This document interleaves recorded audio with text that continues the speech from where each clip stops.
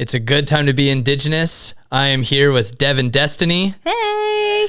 Jay from Falcus Media. Hey. And myself, Cody Isaac. Welcome to the Intertribal podcast. Heck yeah. Woo! Episode 2, everybody. Yeah. Episode 2. Coming in hot. It feels good. It does. Didn't it feel good to have that first one kind of out of the way? Yeah, it does. And you know what? We had some really good feedback on it. We'll get to more of that like later, but honestly, I feel like even though it's just been like a short while since we have recorded that, I feel like you and I have both kind of had a bit of a week or two going on. It you know what? It has been. We've had a couple of hiccups. Yeah. So maybe let's check in. Like what's been up with you? How's your last week or two been? I'll start this off with a bang.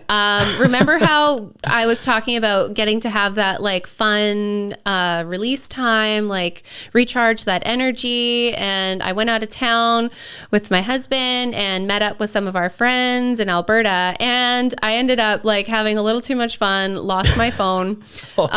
So you know what that was like for me, messaging you guys, freaking out. I'm not tech savvy at all, and for having to figure all that out, it was so frustrating, and I literally cried like probably twice a day trying to get things organized on my old phone, which I had not remembered any passwords to anything. That is going to be the fall of us as humanity. Passwords. Oh, it's already happened for me. I'm such a caveman. I need things like written down on paper. And yeah, technology sometimes just does not like me. I wouldn't be surprised if this mic came up and whacked me in the face. So that's just how it goes. But yeah, like lost my phone in Alberta. Ended up, replacing it with my old phone, which is fine. It's fine. It's not really, but it's fine. And what else has happened since then? What did you do in Alberta? What were you there for? You're visiting friends, but you were like... Yes, we were visiting our best friends, but we were there for the PBR, and it was so much fun. Like, I'm super into like the Nashville style. I don't know if you know what Nashville style is, like NFR style, PBR style. Yeah, you'll have to educate me. I'm not sure. Oh my gosh, it's like, dude, the 70s. They're back, baby. And I'm here for it. One of my most favorite decades. And I've never, ever, ever been able to completely mourn the loss of bell bottoms and flares. And the fact that they are now back in style, I was all about it. And I got stopped, I swear, every 10 feet asking where my jeans came from. Really? Oh, it was glorious. I was living my celebrity lifestyle over there. It was great. And then I lost my phone. So then I lost all contact with the universe. Oh, no. So bell bottoms, they're coming back in cowboy fashion though. Well, more or less, yeah. You see it more in the kind of Western fashion industry and style.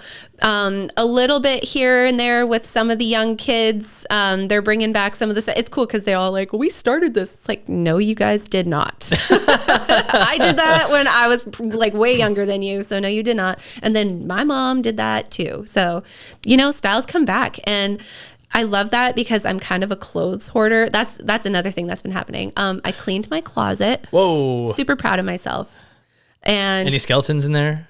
Surprisingly, yes. No. But I cleaned my closet, and I was super happy about that because I honestly believe like for a healthy mind and for my anxiety to just kind of go away, I need to have a clean home. And lately, because we've been so busy and the evacuations in and out so many times, I still haven't unpacked some of my stuff, right? So it's been kind of a mess around the house, but it's all good. It's fine.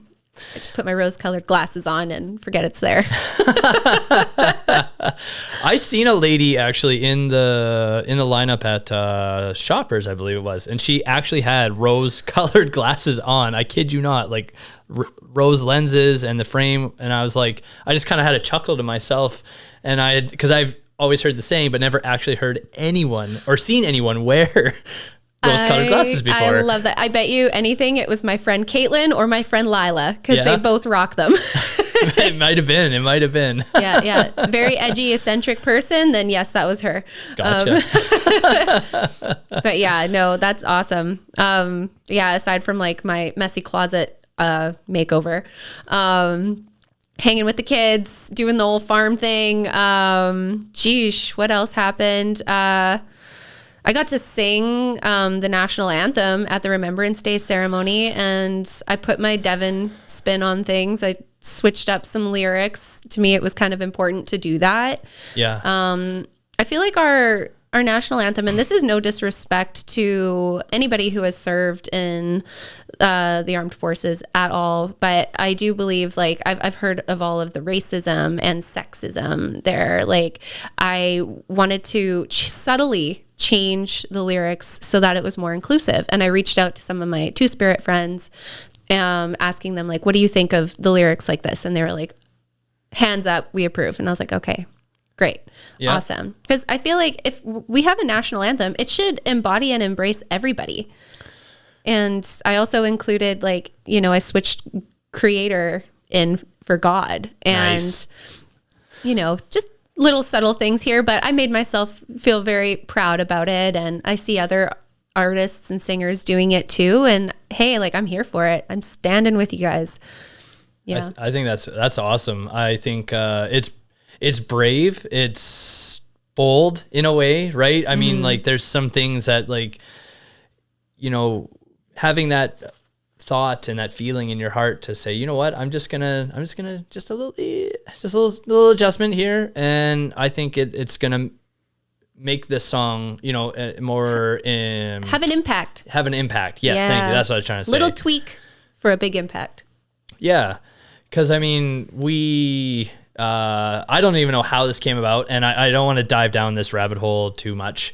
But you know, there was a big uprising of changing the anthem, the lyrics of the anthem, a few years ago, right? From All Thy Sons Command. Yeah. And it changed it to All Thee on Command. All the, okay. To be honest, I mean, I haven't been at a public sports event or anywhere that sings the anthem, so I haven't actually been a part of a national anthem in a number of years, but I don't think I would even consciously think about singing it the new way. I think it's just very ingrained from a young age, that, like, the original version. Not to say that it's inappropriate, but well, when you think of it, right, it wasn't just men that served, it was women that served. There was, you know, Two-Spirit people that served as well. So if we're going to have a national anthem that is supposed to represent our country, it should represent everyone in this country.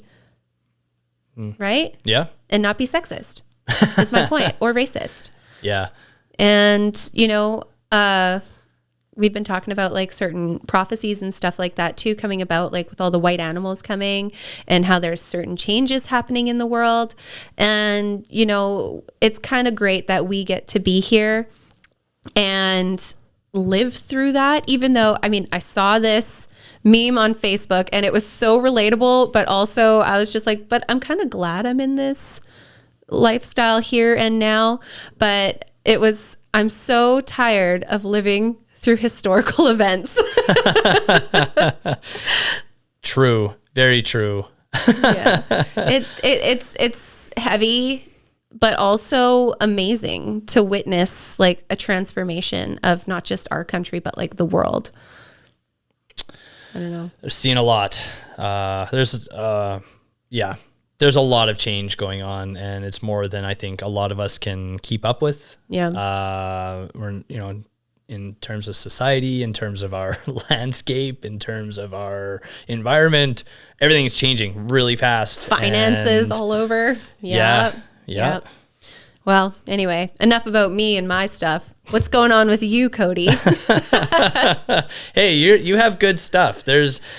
I think that my last week or two has been a little bit, like, up and down. I've been, you know, I've had a lot of challenges in my life recently, and we'll touch on this later when we get into the discussion of mental health. But you know, I just been trying to organize school and taking a step away from school right now because my mental health is not in a good place. I'm not in a good place. I'm getting towards a better space, but I'm still navigating this with the loss of my mom last year, and then my brother very recently within the last month. Mm-hmm. So it's been a heavy, just a lot of weight on my shoulders and a lot of grief. And so I've decided that, I can't just sit back and let it get the better of me. So I've started going to the gym, which was incredible. The difference in my mindset and just my mental, what's the word I'm looking for here? I'm we drawing blanks already. My state of mind, it from going to the gym and then the 2 days after, it was like a total change in how I was. You released endorphins. Yeah. Mm-hmm. And I felt it. Yeah. I felt that the next day. I was like, I woke up, I felt good. I actually kind of felt like my old self again. Good. And I realized how important that is. Mm-hmm. That going to the gym is like, it's self-care. Self-care. Yeah. And so, I did that. And then, with our business, with our North Okanagan Apparel, we had to get ready for a Christmas market. Sarah and I are a little rusty with the markets because we haven't done one since September. Yeah. So we had to come up with a new setup for indoor spaces and, trying to get inventory together and make sure we had enough, product to kind of go to the market. And the market was great. Awesome. It was really good. So, big thank you to everyone who came and supported us with their Christmas shopping. It was really nice. And it's a really kind of a cool feeling when you see someone come in when they're already wearing something of yours and then they buy more, fans. Right? Like, sorry, not fans, supporters. Yeah. There we go. Like, it's just an incredible, it feels surreal still, you know, but, what else did I get to? Yeah, just sorted out school, as I was saying, so I'm taking a step away, just to work on myself and get myself in a good space. Recenter. Yeah. Mm-hmm. Yeah. Recenter. I actually today, I went, and met with the Associate's Dean of my faculty, and we had a great half-hour conversation just around academics and mental health and stuff like that. And it was really good. She, in my head, I think we get jaded as students. Mm-hmm. But in my mind, when you're going to meet a dean or someone high up in the university, I think we automatically assume that they're kind of like not good people, or you know what I mean? Or they're going to be like scary people. Yeah. Like you feel intimidated, and I did not feel that way at all. Oh, she was good. just really sweet, really nice. And, actually, I'm hoping we had a conversation about the paperwork when you want to do it's called a standing deferral. Okay. And what that allows you to do is basically take a step away from your classes, but have an extended time to complete it on your own. Oh, that's nice. Yeah. I wasn't awarded that privilege. And sorry, I shouldn't say privilege. It's just I wasn't as far along in my courses as I needed to be to take that standing deferred, because you have to have like 60% completion as well as a 60% grade in your class. Oh, okay. And I wasn't at those marks. So the reason they say that is because if you're at 60% completion and a 60% grade, the chances of you passing are good. Yeah. Whereas if you're anything less than that, they found more often than not students wouldn't make it through. Yeah. So,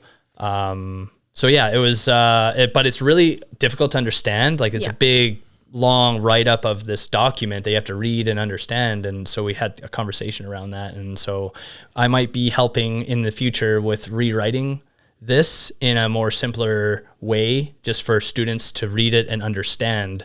And understand that they do have something to help them out when they are in that position. Yes. That's good. Yeah. So awesome. Yeah. So that was really good. I had my second counseling session today. Yeah, which how'd that was go? really, really awesome. But I'll touch on that more in the other topic. But it's just been, just really, I'm truly trying to focus on my mental health and navigating myself and trying to just get myself into a just good riding space. that wave. Yeah. Hey, well, kudos to you for doing that and speaking so openly about it, because a lot of people feel like they can't share that about themselves, right? So like kudos to you for like stepping forward into the light. And back to when you did your Instagram video and post and then posted that. I know you got a lot of good feedback off of that too, and a lot of thank yous for bringing awareness to it. Yeah. Mm-hmm. Yeah. It's important. I love talking and I really enjoy sharing. If something that I discuss with anybody, can help them in any way, shape or form, that makes me feel good. That's good. Well, on that note, talking and making people feel good, we had asked for feedback on episode number 1, and I know I got a flood of messages. Hey, it was so cool. And there's been some constructive criticism, which we have duly noted. Thank you very much. Hey, no sass from me at all. Like everything that was pointed out to me, I had already realized the first time I watched it back. And, me and my hair flips and saying the word like too much. You guys, I have a problem. I have a problem with the word like. And I think it was the generation I was brought up in, and the girls that, everybody that I hung out with, we overuse the word like. And I remember when I was back, I did it again. I was back training in... I'm trying so hard not to say it. Now you're thinking about it. Now it's right there. Now you're... It's so bad. Oh my goodness. Okay. I was training to do rodeo queen programs and stuff like that, which I didn't go too far in. And I honestly, my head and heart wasn't fully in it just because I lacked the confidence. But that was somebody's note to me it wasn't during the competition at all, but it was you say the word like too much when you're talking. Oh wow. Oh, okay, I will work on that, but don't you know? And then I carry on. Yeah. But I love all the feedback that we've been getting.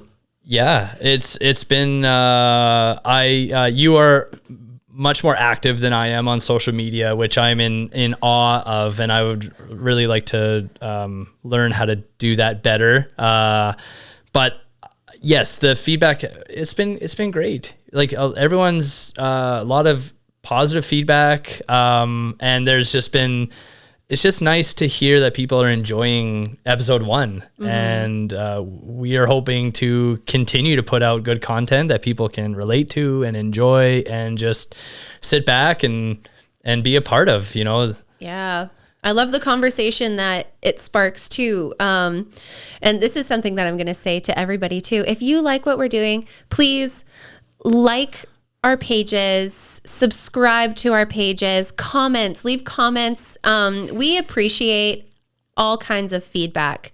And when we are getting the engagement, it really helps us out, gives us the confidence to keep moving forward and keep doing better. Even if it's just the 1% better, the next episode, I did it again. I need to get a rubber band on my wrist and snap it every single time. I'm going to do that next time. No. I think I need something maybe put on your ankle, like a little shocker. Oh my gosh. Bzz, every time. I don't think I could handle the shocker.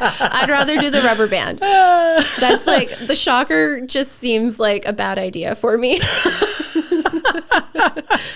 I know, but are you are you going to be able to snap the... I would. Yeah. I catch myself. I've been much more aware and trying to pay more attention to saying the word like. Jay's got a rubber band right there. Oh my gosh, shoot that over here. Yes, and it's blue and it goes with my outfit. Okay, guys, I have a rubber band on my wrist now. Hear Thanks, that? Jay.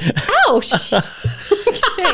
All right, it works. It works. That was good. Okay, now just holding myself accountable. That's what life is about, guys. That I've never seen growth. someone hold themselves accountable so quickly in my entire life. That was incredible. You know what, Cody? Careful what you wish for. But yeah, on that note, the feedback we've been getting, you guys, so amazing. We really appreciate it.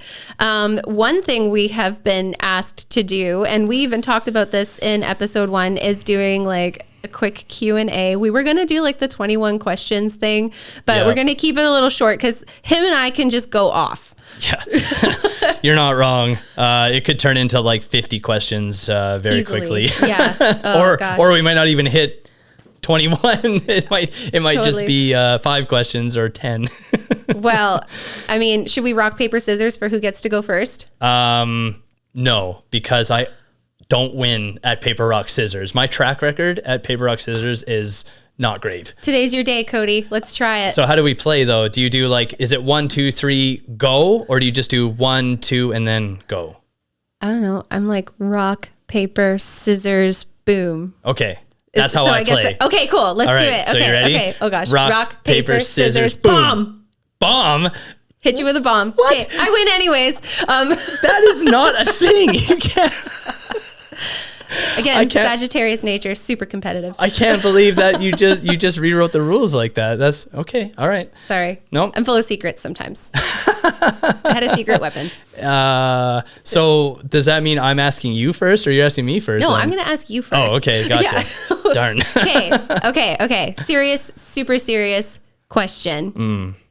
If you could have a superpower, any superpower, which one would it be? Flying. Yes, I love that. Easy. Yeah.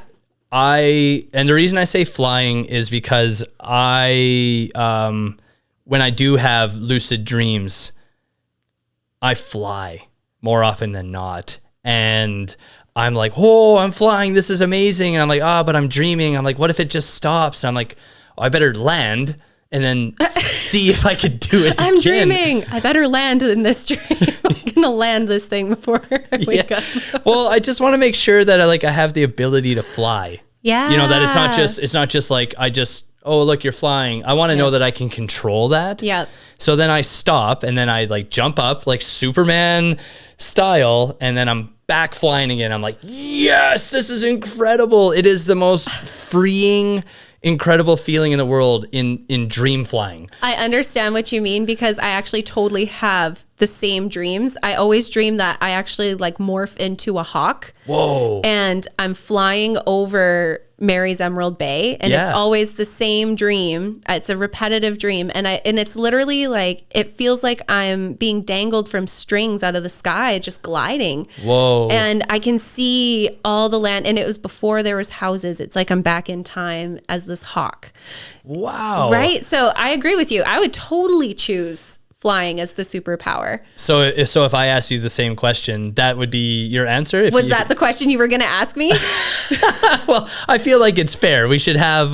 Then yes, flying. Or like I would be just like Rogue.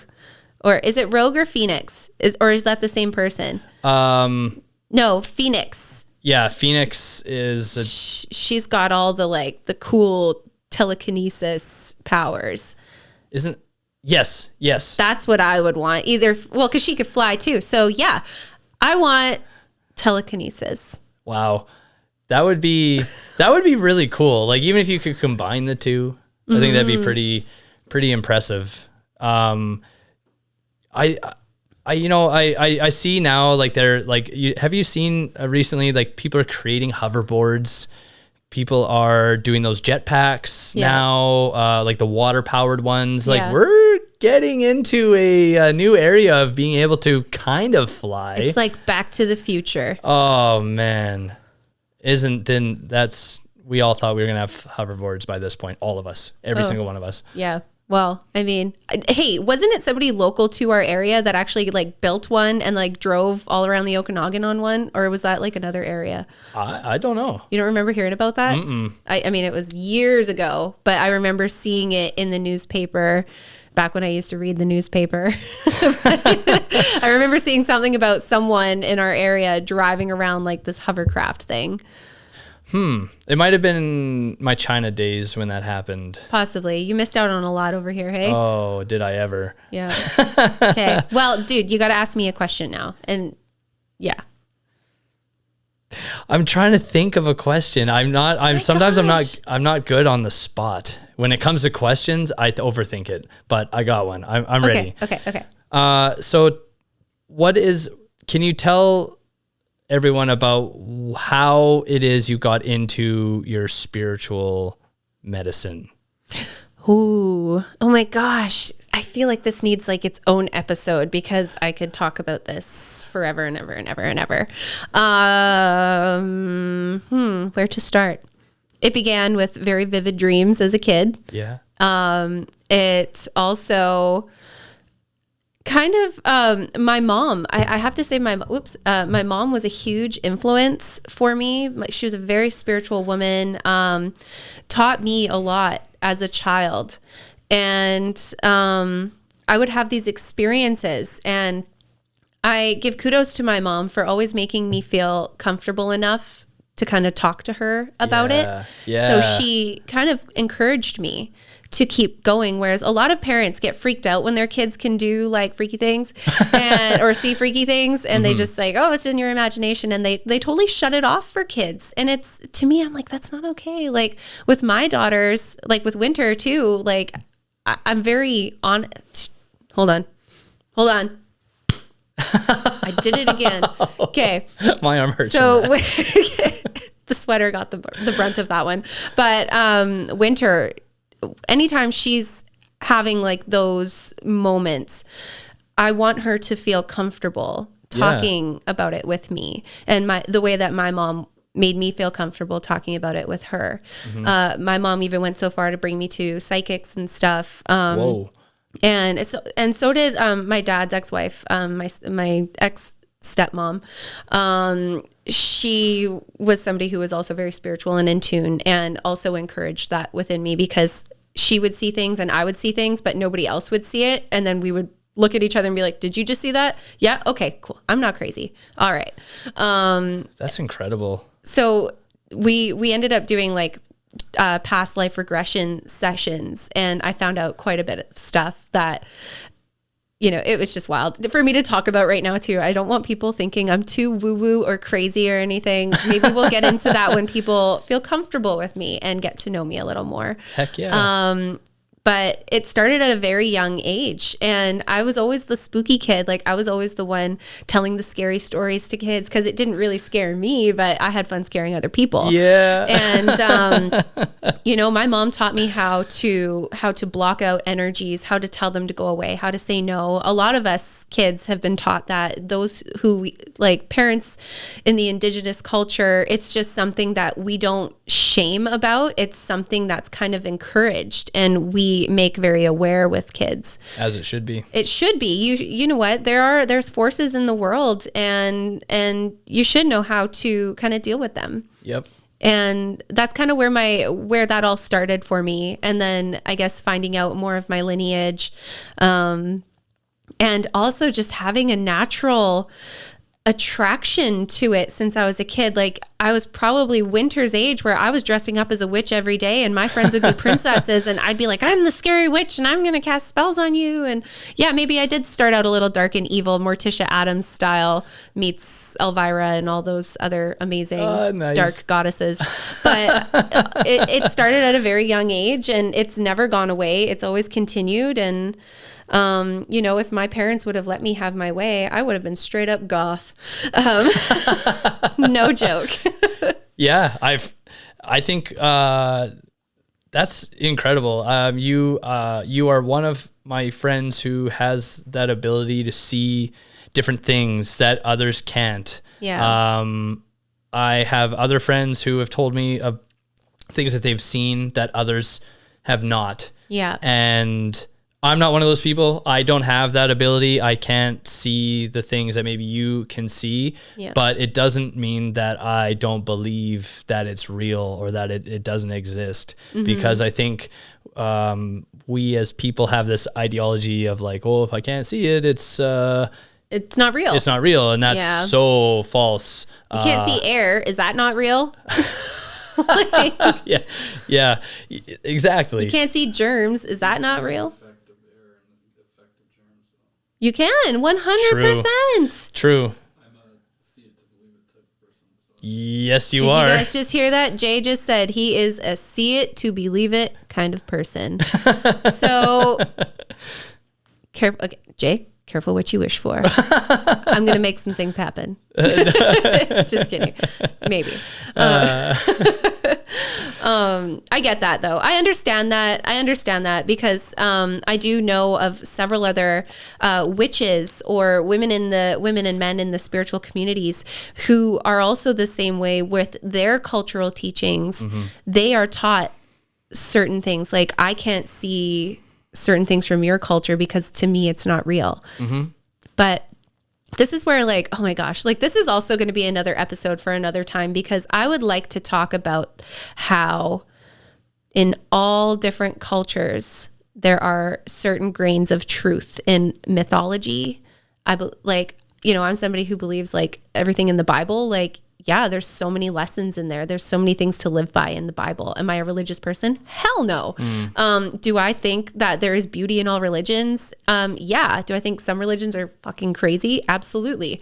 But I find, just from my experience and my studies in my whole life, there are grains of truth everywhere. Like, do I believe giants walked the earth? Hell yes, I do. Do I believe that there once were dragons? We had dinosaurs, didn't we? Like, yeah, of course there were dragons. I don't know. And with unicorns, we have narwhals in the ocean. Of course there were unicorns. Everyone needs to get off the that's all fantasy train, because guess what? Some of the things that you think are not real, they very well could have been. Hey, I don't know. I want to. You're thinking I'm crazy right now. No. Not thinking you're crazy, but like, I was with you till unicorns. Okay, Dude, narwhals. they actually found not a unicorn, but a giant person's skeleton. Yeah. It's thousands of years old. Yeah. I don't know where, but I saw that on. Probably in like Iceland or something. Giants. Yeah, no, We're talking I giants believe right that. now. Don't get me wrong. I believe that there was giant people, because obviously at one point in time, the reason that the trees were as big as they used to be, the reason animals and plants and dinosaurs were all as big as they were, is because there was more oxygen in the atmosphere than there is now. Oxygen was the reason that things grew to be as big as they were. Yeah. So yes, I believe that. I'm just saying, I want to believe that there's unicorns. See, this is but a You're the narwhal is science going to man. have to be the closest thing. You are the science man. I am the mystical magician maiden. Like, There it that's is. what we bring to the table. You're like, no, these are the facts. And I'm like, open your mind, bro. Open your mind. Yeah. No, you're right. You're right. I'm with you. It's opening now. Like, we're gonna. Okay. It's gonna get there. Okay. Question number 2. Because everyone wanted to get to know us, which I do believe somehow in our intro, maybe we'll incorporate that, like talk about who we are. But here we go with question number 2, Cody. I'm going to switch it up. What inspired you and Sarah to start your business? You know what? That's in all honesty, it really came down to Sarah was going to be going home for a visit to see her family back in Ontario. And she wanted to get some local Okanagan swag to like bring home, whether it be t-shirts or sweaters or cups or whatever, just something to bring home and say, hey, here's a gift from the Okanagan. But when she decided to go shopping and look around at what was available, the prices were really high. We're talking, $100 sweaters and $60 hats, Which is ludicrous. Yeah. For the average consumer, right? Oh, yeah. I'm sorry, what kind of job do you have where you can drop $200 on a sweater? Jay, don't answer that. But I do have friends who will spend $200, $300, $400 on jeans. Yeah. Well, jeans, that's different. Those last so long. Well, I can't justify paying any more. Like if I go to the Bay, like, and see jeans on sale, like Levi's on sale for, $50. Yeah. I'm like, okay, I can, but okay. But Yeah. I can't pay full pop for jeans. I get that. I get it. So, that all, so Sarah, and then the perfect kind of storm happened, right? So I believe that there's two kinds of people in the world when it comes to disaster. So that all kind of happened with wanting to get stuff and send it home to her family. But then COVID hit. And all of a sudden, Sarah had this freedom to just be herself and be creative and kind of like, so she had this idea. She texted her best friend and she's like, hey, I just designed this and it's this logo here. So not the circle logo, but just the Okanagan with the mountain and the sun. Yeah. She designed that, sent it to her friend and said, hey, I think I'm going to put this on some t-shirts for my family. What do you think? And her friend's like, that's amazing. I love it. You should definitely do that.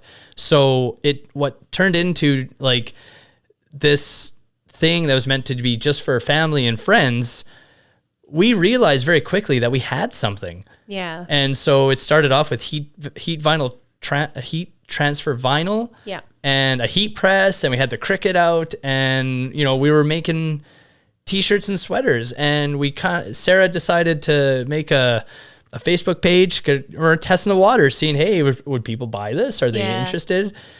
And it took off. It took off. She invited her friends, but then I invited my friends, and I have lots of friends, and it just blew right up. Yeah. Because Sarah told me something that I don't understand fashion at all. Her and I clash on this all the time. Did she dress you today? No. Oh. I dressed myself. Oh, why? Good job. No, it's great. Don't worry. But she, a little bit of a side story here. Like she will, we have aspirations given this crazy market we're in right now. But one day we do have aspirations to build a house. Yeah. And she always shows me these ideas on Pinterest and she's like, hey, look at this. What do you think? And I look at it, I'm like, I don't like the color of these windows or something, or like the trim around the windows. And she's like, oh my God, I'm not asking you to look at that. I want you to look at like the whole layout and just what you think. And I'm like, yeah, it looks good. And she's like, oh my God. See, you're like detail focused. She is like big picture. Absolutely. Yeah. I need to see it for what it is. I have a hard time imagining how something would look. Yeah. I just need to literally see it. Yeah. And so for her, she told me, so going back to the creation of the company was just, she's like, we are in this minimalist is like the thing now, minimal. Yeah. And so that logo, just clean, clear, simple. Yeah.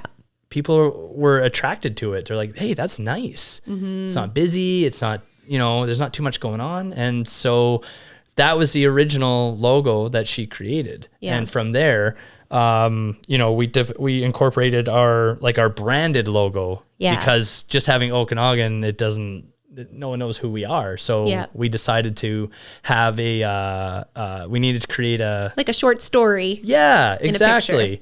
Yeah. And so, we came up with a slogan, the sweet life. Yeah. And that has multiple meanings. Yeah. Tribute to my late brother, Jamie, who passed away in 2013. So I've always wanted to kind of carry on his name somehow. I was never sure how, but this was a really wicked way to kind of carry on his name. Yeah. And the other part of it, as Sarah had brought into the fold, is just like the sweet life. Living in the Okanagan is sweet. It is the sweet life here. Yes. I quite love it.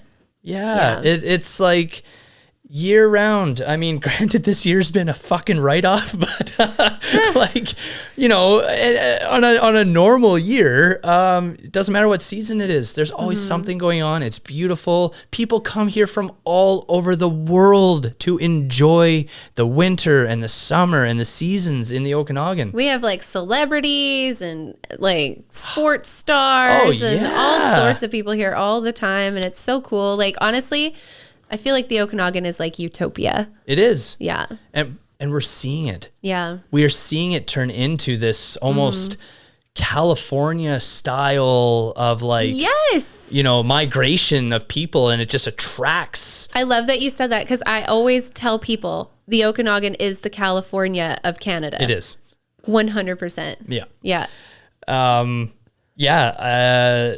So from there, you know, we realized, you know, obviously when you start a business, you need to look at your competition. You got to see who's out there, what they're doing. And we were like, we felt, you know, people are like, oh, you're trying to compete.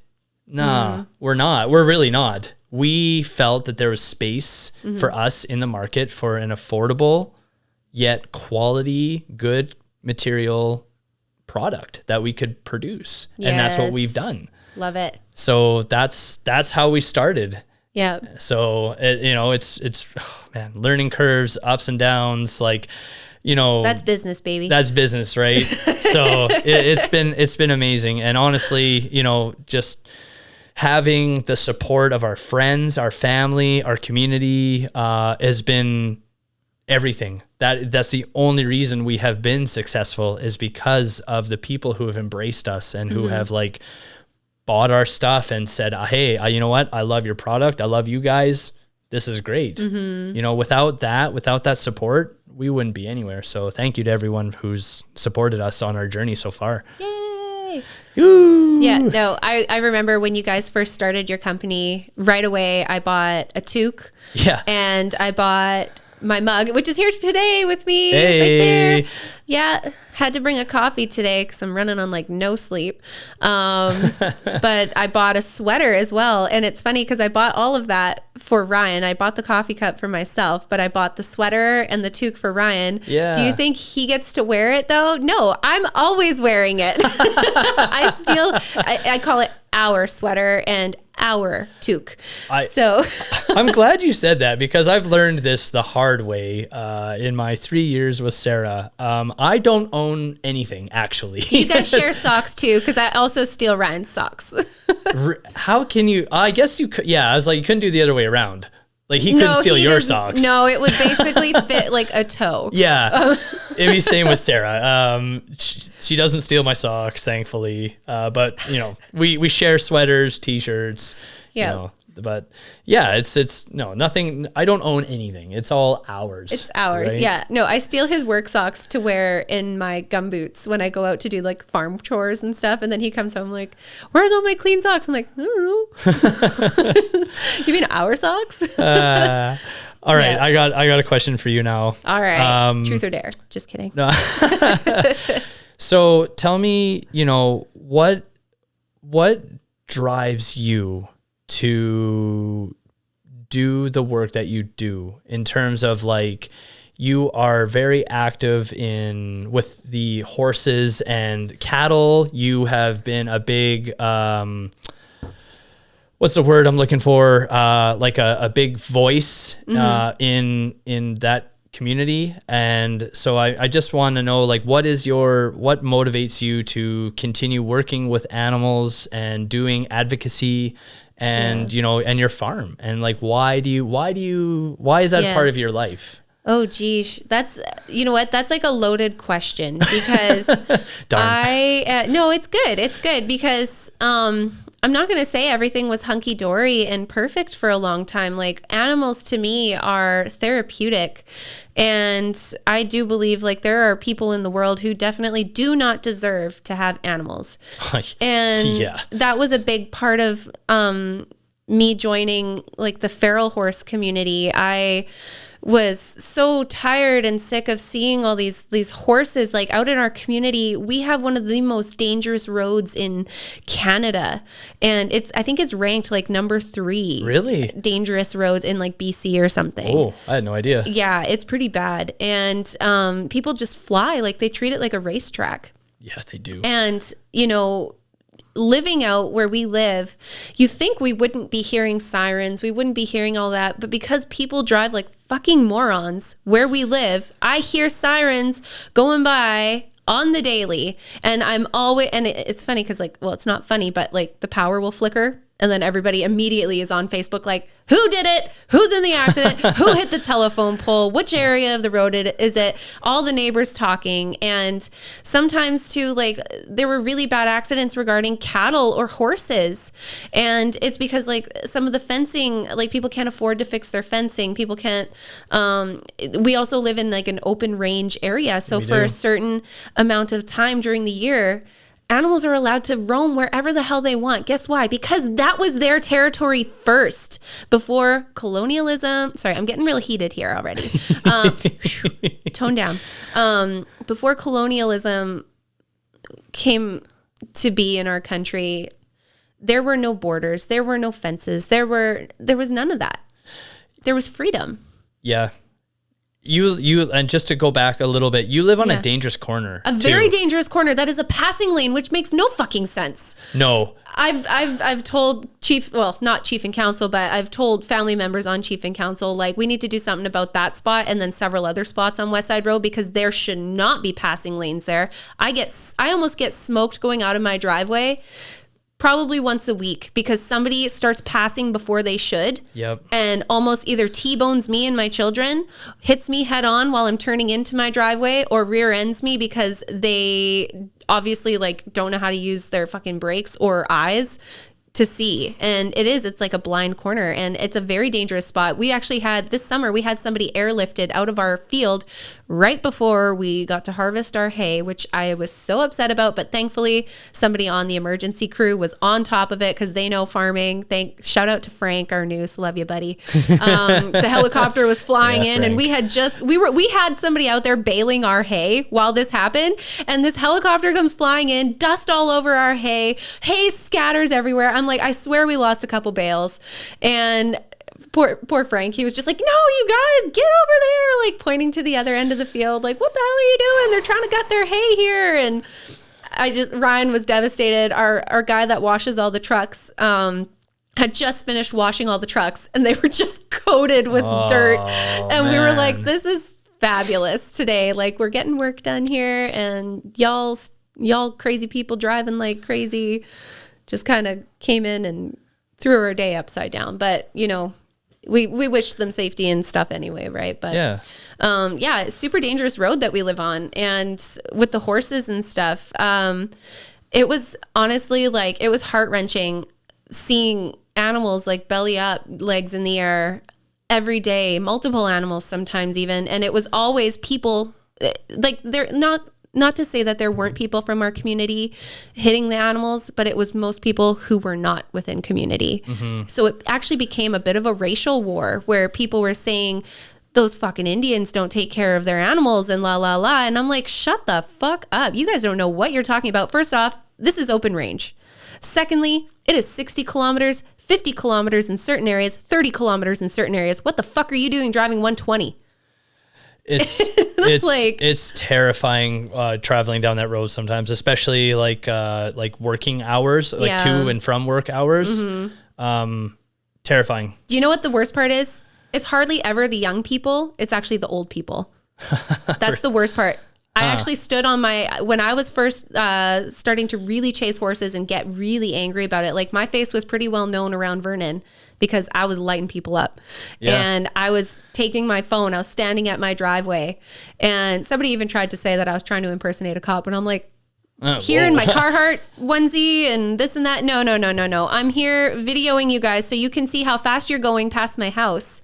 And it was a safety concern. So that was the number one reason why I jumped in to start chasing these horses and cows off the road. And that's how it started, just chasing horses and cows off the road.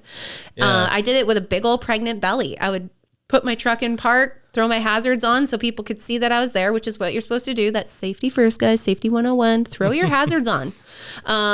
Stepping out with my big old pregnant belly, waiting for cars to go by, and then literally on foot, ushering these feral horses or these cows off the road and either into a nearby pasture or somewhere safer. And then I'd like run back to my vehicle. And I did that for a long time, many, many, many years before I actually started really pushing it. Right. Mm-hmm. And I ended up reaching out to quite a few people in the horse community that were having issues about this too. And they were like, if you need help, like, we'll help you. Yeah. And that's kind of how For the Ferals started. And it's not something that I've been super active on, I'm not going to lie, but it's something that I still look at every day where I'm like, this is going to come back. Like, we're going to be able to implement this because there are feral horses all over the place that need loving homes. And thankfully, one year I was blessed with my beautiful little Indy. She was hit by a car as a baby, left on the side of the road, stuck with a bunch of studs that were literally trying to take turns on her and beating her up. But she was a fighter. I could see she was such a fighter.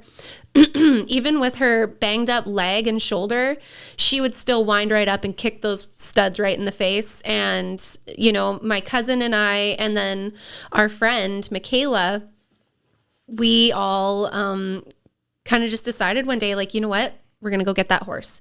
Yeah. And it was the next day where we were like, let's go drop some hay in the catch pen and we'll catch her. But do you know what happened? It's like she heard me talking to her because she walked her ass all the way to that catch pen and was waiting for us. Nice. Isn't that amazing? Wow. Yeah. Hey, if you pray about it long enough, the universe will give it to you. I'm with you. I think, something you and I have talked about off podcast a lot is how powerful your words are. Manifestation and affirmations. Yeah. That's something that even our elders, I've been told from a young age. Yeah. Elders have told me, you be careful what you put out into the universe. It's one thing to think it is another thing to put it verbally out, because once that is out, it can have power to manifest itself into reality. Yeah. So, make sure you're just cautious, put out good things and things that you want positive to happen. Try to leave out the real bad stuff. Even when you're talking about other people too, like don't ever, like it's a common thing in witchcraft and just general like humanity that people should know is don't ever wish ill or talk ill on somebody else, because what you put out there, it will come back to you times 3. Yeah. And most often it's true. I've been served karma real quick a few times. It's not pleasant. So be mindful. I'm gonna push back on the karma thing. Oh, here we go. We had this conversation again before. We did. So we can do it. We can do it again. But before we do, Jay, how are we doing for time? Oh yeah.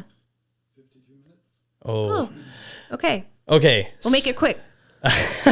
All right, we'll make it quick, and then we'll actually jump into in typical Sagittarius fashion. We are not very good at just running A to in one B. straight line. It's zigzagging all over, so bear with us.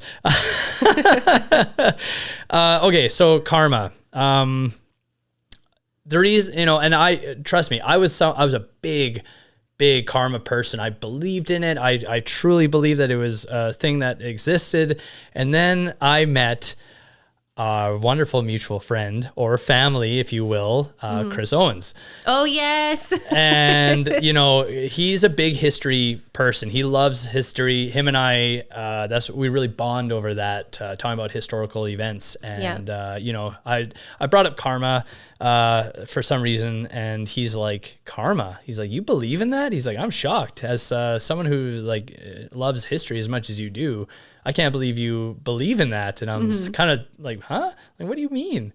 And he explained it to me. He's like, if karma really exists, explain that to the Jewish people, explain that to indigenous people, explain that to all these other groups of people across the world who have been colonized, who have been killed, who have been, totally taken over. Yeah. Where's the karma? And I was like, damn. I'm like, Facts. Okay, I don't believe in karma anymore.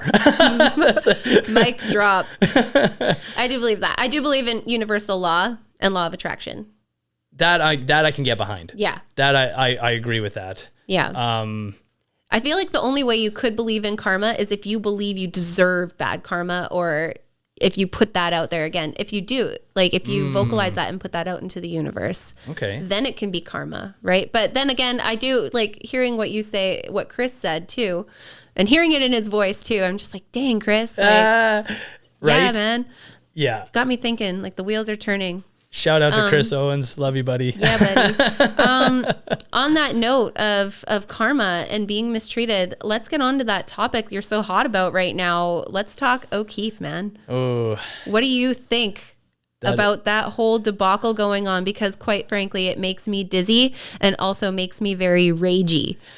yeah. It's a sensitive subject for all of us, I think, from within our community. For historical context, and I say all of this allegedly, but this is all just, through stories that have been passed down. So, don't take what I'm saying for matter of fact in this context right now, but This is word on the street. yeah, or word on the res. Word on the res. Word on the the res. So there was a man by the name of Cornelius O'Keefe, who came up, he's a European descendant, came over, and with his family, they had, Cornelius had met, Rosie, An indigenous woman. an indigenous woman from our community, and they had a common law marriage, Yeah.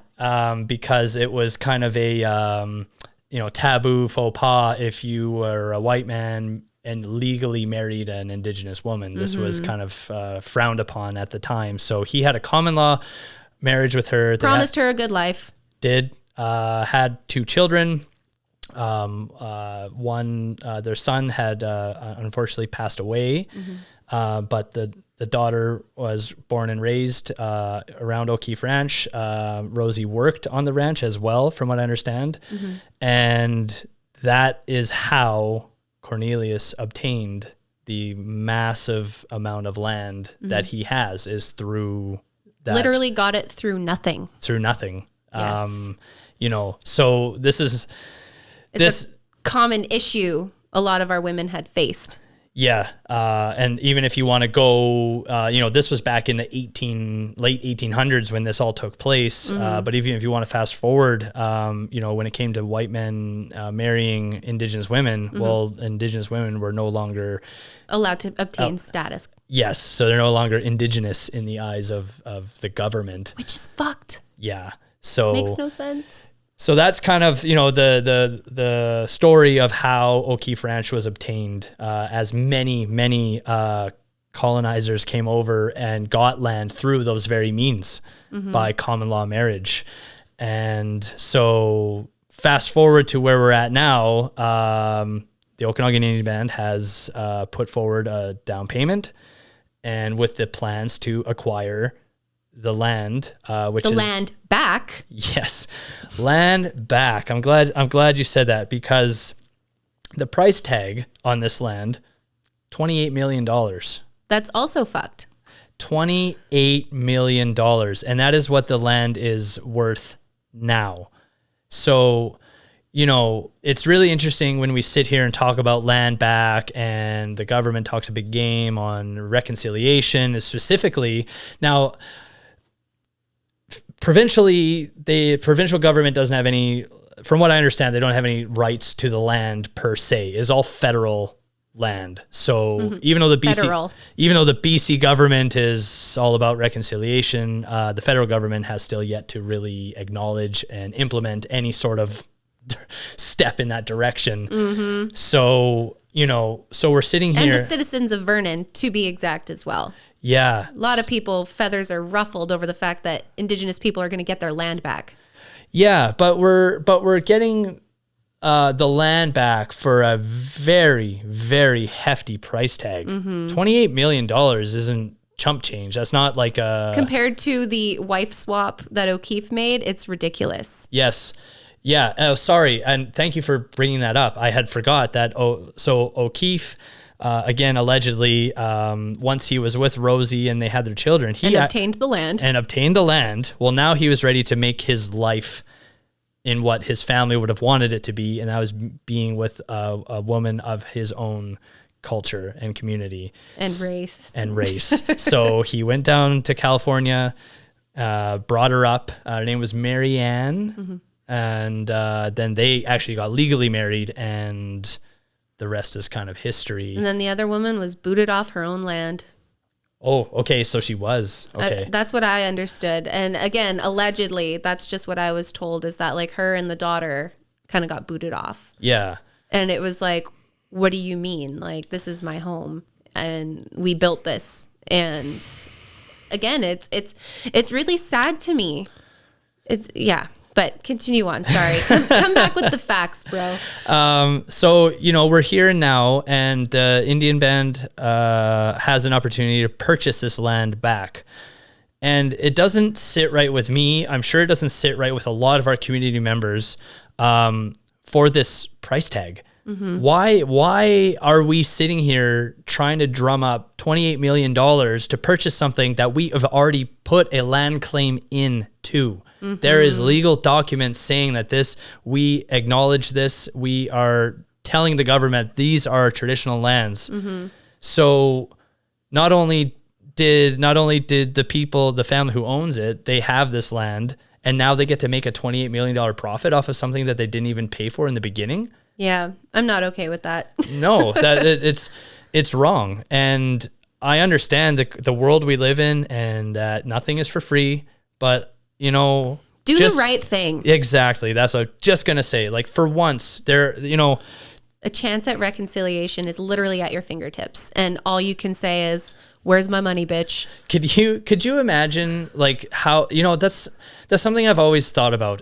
If I was ever in a position, a position of government or leadership in that regard, mm-hmm.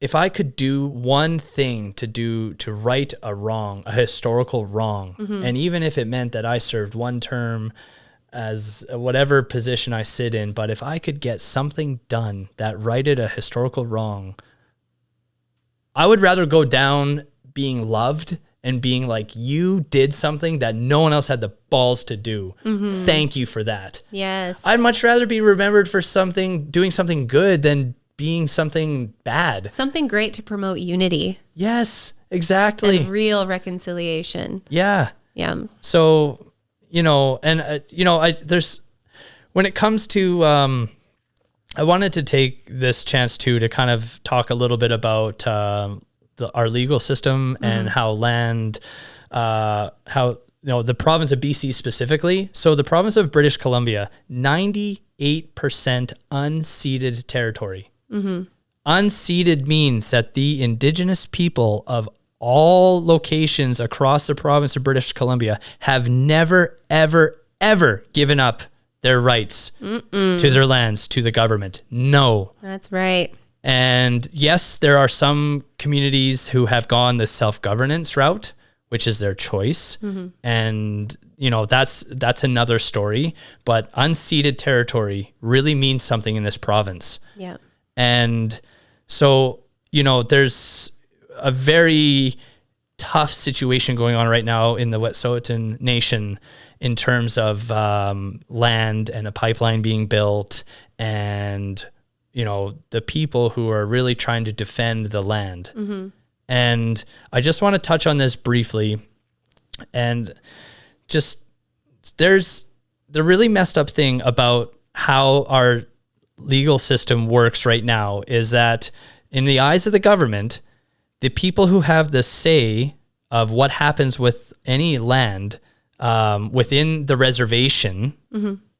is on chief and council. Yeah. They have the say over what happens on reservation land specifically. Yeah.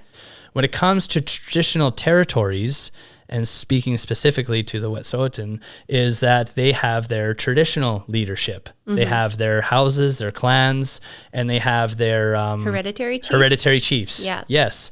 They have precedent over their traditional lands. Mm-hmm. And that has been proven in several court cases that have gone to the Supreme Court of Canada. The Calder case, and more specifically the Delgamuuwk case. Yeah. Oh, I just got tingles on my spine. I love talking about that. Yeah. So, if anyone is familiar with our Constitution, Section 35 says Aboriginal rights are hereby recognized and affirmed. And that's speaking specifically to land rights.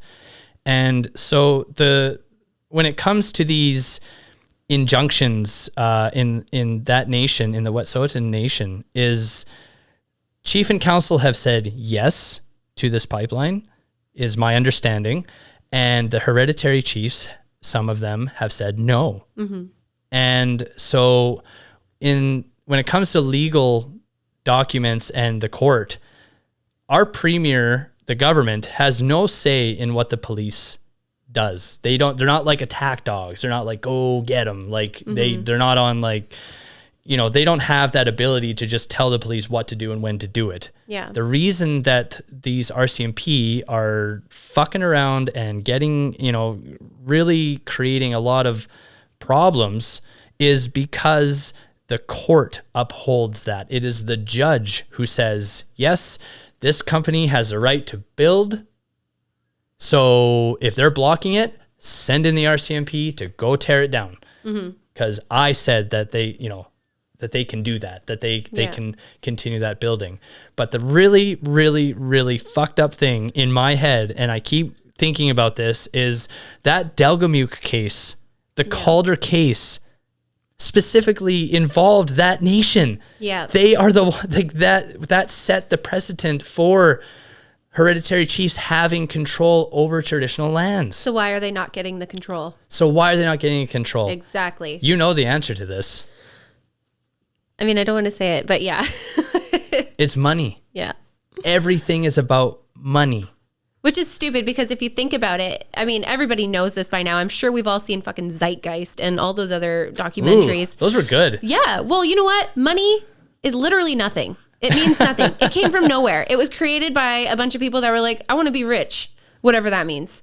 Like, that's literally where it came from. And the fact that it's like, it's so fucking obsessive. I mean, like, not gonna lie, like as a modern woman and person, you know, I understand, like, yeah, we got to make that money. We got to survive. We got to do what we can. But at the same time, like, I'm also the type of person that's just like, with my best Elsa voice in the world, fuck it all. I would love to go run away and live in the mountains and say, goodbye, society. Goodbye, everybody. Goodbye, your stupid standards. Goodbye, Preach. all your shit. Preach. And this is the way it should be. We are brought here on Earth to live. Are any of us fucking living? No. I'm glad you know what? I'm glad you said that. Another topic for another time. Well, yeah, I mean, there's a lot to digest and touch on. Yeah. But I think the one thing that I would like to say, and I do have friends from the Wet'suwet'en Nation who are, that I've met through going to school, and there is a lot of confliction. Yeah. And the reason I say that is thinking about colonization. Okay. So we all get colonized, put on reservations. A lot of the land that we were left with was not the best land. Some of it was, not really meant for farming or meant to really be productive or to have like, be able to like sustain ourselves. Right. And so when you look at that and you look at colonization and the removal of our culture, our language, residential schools, the list goes on and on and on of what was taken away from Indigenous people. Right. So then we see it in our community, in a lot of other of our friends and brothers and sisters communities, how impoverished and terrible the living conditions are. Yeah. So when you have someone in a leadership position, whether it be chief and council or hereditary chief or whoever, if there is a man coming to you and saying, hey, listen, I need to build this pipeline. It's got to go through your land. But here's the deal. I'm going to put a boatload of money into your community. I'm going to get your people working. I'm going to put money into your pockets. I'm going to get money into your community. But I'm going to strip away your values. Now, as a leader, imagine having that decision to make, that weighing on you. You have an opportunity, so to speak. Then you got all the blue collar assholes down your throat. And I got to say, I'm admittedly from a blue collar family. So this is no this is no like silly whatever. Like I am from a blue collar family, and I will admit my family makes money off of the things that to me, I'm like, it's cringy. And I really struggle with it. Like my mental health takes a beating from it, but to be a leader, to have to make those decisions and put in that fucking shitty spot, to have blue collar assholes chirping at you, then to have the traditional people in our community chirping at you, and then to have the environmentalists chirping at you. It's a heavy ass plate. It is.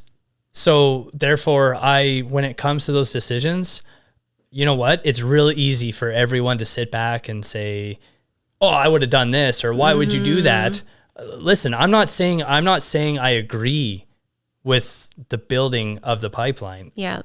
But I understand from a leadership point of view, if you have an opportunity to help rise your people up, yeah, how do you say no to that? I get that. You know? Yeah. So I'm grateful that I wouldn't have to make a decision like that. But I understand it. Well, like our chief right now, he's facing some like pretty big stuff too, because this is the thing is, you know how they say, don't read the comments section. I am that person that I can't fucking help myself. I have to see what people are saying. Oh no. And sometimes I get involved in these serious conversations, and I'm a little bit of a fiery sprite, I will admit. But in the recent comments that were being made because of our band's decision to attempt to move forward with this. Oh, yes. I was looking at some of the comments, and this was actually because of one of our counselors posted, Sheldon. One of our counselors had posted that his heart was like broken seeing all the racist comments. Yeah.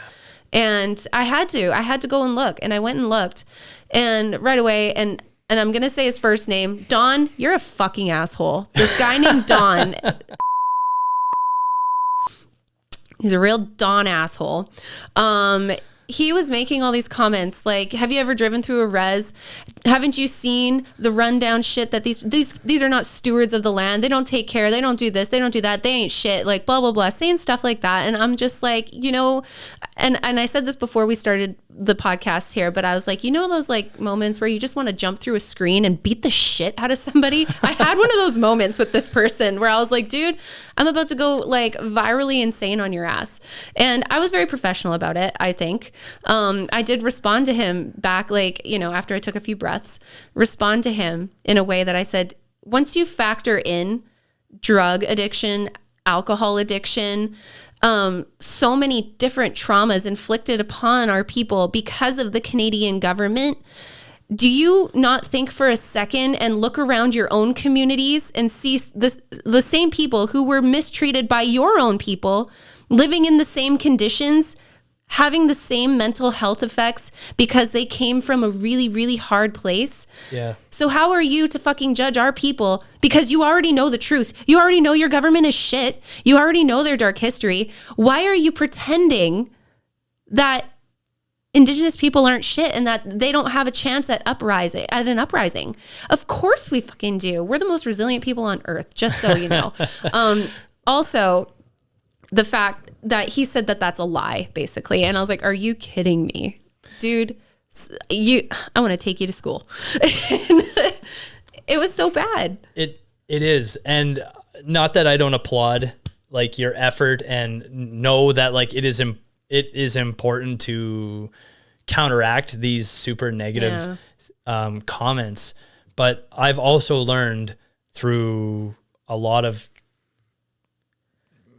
online like trial and error is like people like that don't actually care. They don't want to know anything. They enjoy have the drama. They have their beliefs and they're just stirring the pot. They just want to say, hey, I'm relevant. Look at me. Well, you see all the racists come out too and like liking those comments, and you see all that, and then you look at their page, they've got like a fucking rebel flag and they got all that, and you're like, wow, get the hell out of here, you friggin' scary person. Oh yeah. And the other thing I've noticed too about folks like that who really show their true colors on pages and news articles like that, if you actually ever go into their profile, yeah, when they post it's like it's like a ghost account. It is in the sense of like one person might like a post. Yeah. Two people might like a post they post, right? They don't have, I think these are really empty people who just don't have love. They don't have anything good in their life. So all they have is negative bullshit. I love how we're switching roles here. I'm supposed to be the love and light person. You're the political person. What just happened? What just happened? You know, it's just happens sometimes. But I tried a different approach. Yeah. This was when, what was going on? There's something really big going on. Oh my goodness. What was it? It was just when I moved back from China. Something. Oh, it was the pipeline. It was the pipeline being built and Dapple. No, not Dapple. That one? No, that was that. I mean, that was fucked up too. Man, I was ready. My ex that I was with, she's from Alaska, and like her and I were like getting ready to just drive down and be a part of it, a part of that protest and standing with our brothers and sisters down south. Obviously we didn't, but sent money, supported how we could on social media. But anyway, the approach, I can't remember specifically what it was, but I believe it's a pipeline in the Wet'suwet'en Nation, and the people were just going ballistic over it and like, racist comments and all that. And so run them over. All that. Right. So I took the approach of saying, hey, listen, I'd love to sit down with you and have coffee. Let's meet. Yeah. If you're in Kelowna, cool. I can drive to Kelowna. You're in Penticton. I'll make that drive. Yeah. I'll sit down and talk to you. Let's talk about this. Let's see that tough talk. Let's see that racist bullshit come out of your mouth when we're sitting face to face. Yeah. That's right. You're an internet tough guy. You're a keyboard warrior. Yeah. Congratulations. Yeah. Not one single person accepted my request for coffee. That usually happens. Because they know they ain't got shit. No. They don't want to hear it. They don't want to hear the truth. They don't want to understand. Yeah. They just have their beliefs, and that is it. And you're never going to convince them otherwise. Yeah. So to me, while it's like incredibly painful to see those comments, I'm the opposite of you now. I don't read the comments because it hurts too much. Yeah. And I get too fired up about it. And like, how many times have you typed up a lengthy comment, read it, and then you're like, fuck it. Yeah. A lot, actually. Fuck it. You just fucking delete it because you're like, you know what? I just can't. At the same time, though, when you do post things like that, you get support too. And then you get the people who are like-minded, and then they're jumping in, and then they're having your back. So there's that other part too. It's just like, I don't like that kind of drama. But sometimes when you are just like being able to bring some people together to get that same word out and share that same viewpoint, that to me is like a day well done as well. Like that dude that I was talking to, like I was very professional, very, very polite at first. Not that I wasn't in the end, but at the same time, it was just like, it was the same kind of thing. Like obviously you're set in your ways and you have no idea what you're talking about. And then all these 20,000 other people commenting are saying the same thing. Dude, go talk to somebody who actually knows what they're talking about. Maybe they can help you out with this situation because clearly you're confused. You don't know what you're talking about. Yeah. But my big thing with this is like, this is a message for the collective, for everybody. Before you go and tear down Indigenous communities, give them a fucking chance to get back up from the fucking beating they've been taking year after year after year after year after hundreds and hundreds of years. Give us a chance to get up. We haven't gotten up yet. We're still working on that. We are almost there. And this is my true and honest thought. People fear Indigenous people because they know how resilient we are. Our people, each and every day, the numbers are going up for how many people are getting sober. The numbers are going up for how many kids are graduating. Hey. The numbers are going up for how many doctors we have, how many nurses we have, how many business people we have, how many engineers. Y'all are scared of us. Admit it. Hey, the most dangerous thing in the world is an educated Indigenous person. Facts. So, yes, with that, this is a long game. This is a long game. This isn't like we're not going to fix. We're just warming up. Yeah, essentially. And I love what I'm seeing. I love seeing like, my neighbors, my dad's neighbors, their family's kids are incredible. They were out the other day building snowmen and playing in the snow. And I said, hey, what are you doing over there? You building a snowman? Key. Oh. And, for our listeners, ki or kiwa is yes in Insilkshin. So I love seeing that our youth are like using our language for anything that they can. Like it's not just like in class or in certain surroundings. Yeah. Like I applaud the teachers, the parents, the children. Yep. Oh gosh, it's honestly, I am so proud of all of the parents who take the time to write out the sticky notes, stick them all over the house, practice the language in the home. I'm working on doing the same thing. I know so many other people who are doing the same thing. Our community, honestly, I know we've faced a lot of hardship, but I feel like it brought everybody together more than anything. And honestly, I haven't seen our community so peaceful ever. It's nice. We've talked about this before, with just specifically with like when people pass away, and how we all come together for those times. Yeah. But with those fires that pass through, I think it really put a lot of things into perspective for our community.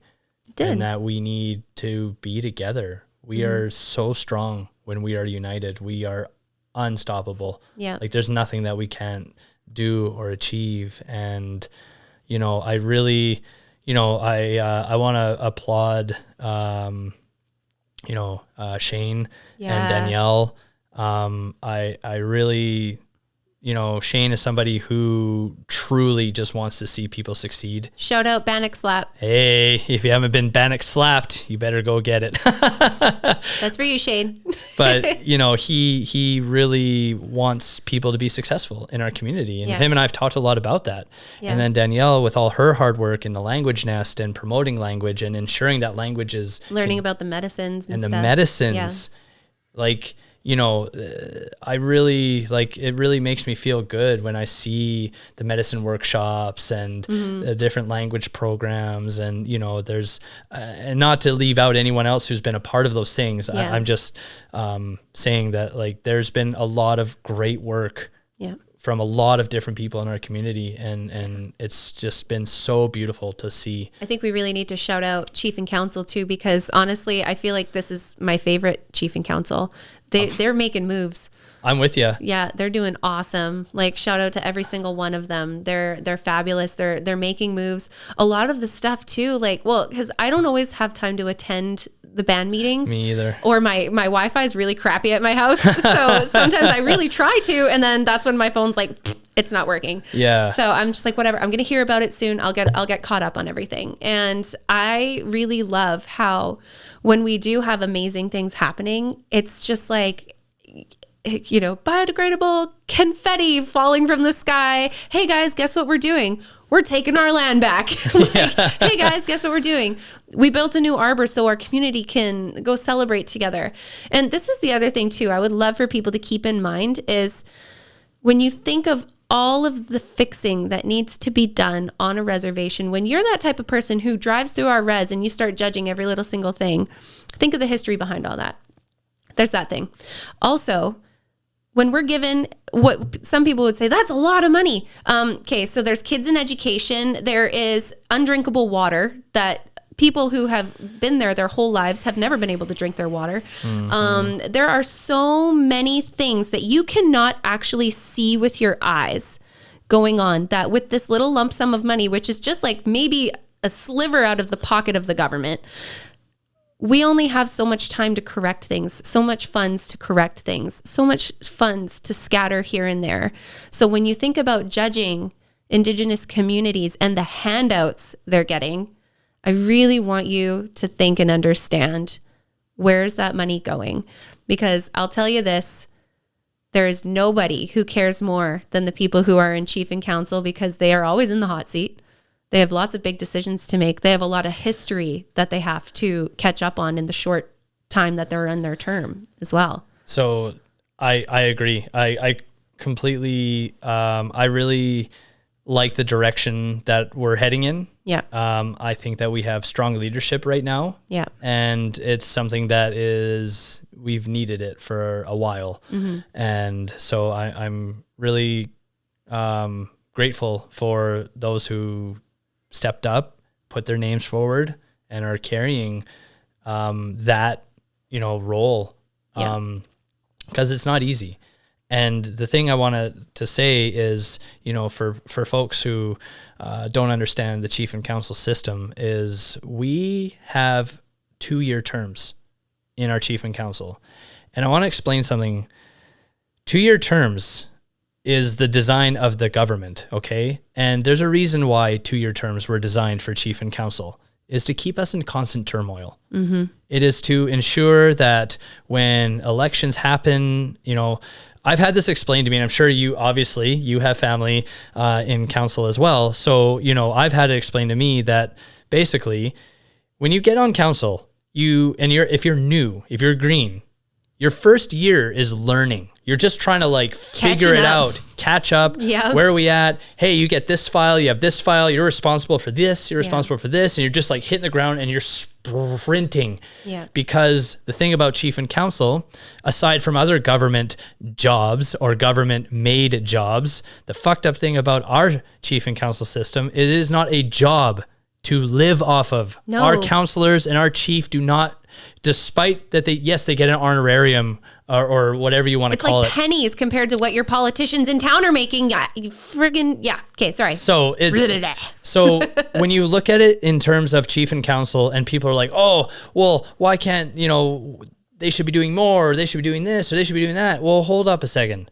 You do understand that our councilors have to work full-time jobs. Yes. Just to survive. Yeah. Right? So you think about working 8 hours a day, 5 days a week. You gotta work, you gotta do your council meeting every week, which is all day. Which you do have to study for. And you do have to study for it. Yep. So when you take people who are put into leadership positions and they don't have the time and the space to lead, holy fuck, am I ever proud of what they're able to do with the little time that they get to make these changes and do what needs to be done. Yeah. And so the thing that bothers me a little bit, and I hope that we revisit this. I don't know if you remember a few years ago, we brought it to a referendum to change the terms of our chief and council from 2 years to 4. And we didn't get enough votes. We didn't get enough votes. Yeah. And people were like, what? 4 years? Never heard way. of this. When did this happen? 4 years is standard. That is a standard practice across the board. Yeah. 4 years means that you actually have time to get things done. Yeah. You actually have time to put in the effort and to see your projects or things that you want to see done actually get done. You can see it through. In the 2-year terms, you get elected, you have 1 year to learn, 1 year to put your ideas forward, and then you better get fucking reelected. Yep. Or the rest of the chief and council or the community has to really, really want whatever it is that you're trying to put forward to make sure that it goes forward. Because if you don't get reelected and it's not a hot topic or people aren't unsure, they don't know enough about it, it's going to die. This is the other thing too, is chief and council in the media and in movies, for those who think they can learn everything about Indigenous people through Hollywood. What? You mean you can't? Dude, I'm going to kick you. Just kidding. I know you're joking. But seriously, for those people who think that they can learn everything from the Hollywood Indian, are you joking me? Are you really that dense? Are you that dense? Because chief and council portrayed in Hollywood movies or shows on TV is nothing like the real life story, guys. Not at all. Not at all. So keep in mind, and this I love too, because there's so many, it's Indigenous humor. It's our dry, sarcastic, kind of dark, sadistic humor. Yeah. We crack jokes about chief and council because, you guys crack jokes about your own government too. We're allowed to have our own humor. Okay, guys? So lighten up. The other thing is, I truly believe that people who are on chief and council, they're really trying to do good. So when there are those kind of harmful memes being floated around, like, Chief rolls up in his new Rolls Royce, blah, blah, blah. That doesn't happen. I mean, maybe it does in some reses, but that's not a realistic thing to pinpoint to every single reservation. Like the chief isn't rolling in dough, y'all. It's not like that. Also, the counselors, same thing as Cody was saying, they have to have another job to make ends meet. Yep. It's not like they can just comfortably live off of doing this very strenuous job. Could you imagine how much better things could be if they were given the flexibility, could put their time and efforts into the community and not into their job? Yeah. Right? Yeah. So I'm going to push back on something you said though. Oh dear. And this isn't, I'm not singling anyone out in particular. Yeah. But I'm saying historically, I would say you are incorrect when it comes to every person who runs for chief and council wants to help. Well, I got you. I disagree. I think there's a lot of people who want power, who like power, clout, who want to be able to have that. Like I have some clout. I'm the first person in my family to make council, and I'm gonna flex on it. Yeah, there's definitely people who enjoy power, and that's in any political field or world. There's always one bad egg. Yeah. Yeah. And so, I do agree that I would say the general consensus is like, I want to be here to help. I want to do something to better our community. But there's definitely people who really have their own agenda and really just want to do what's best for them.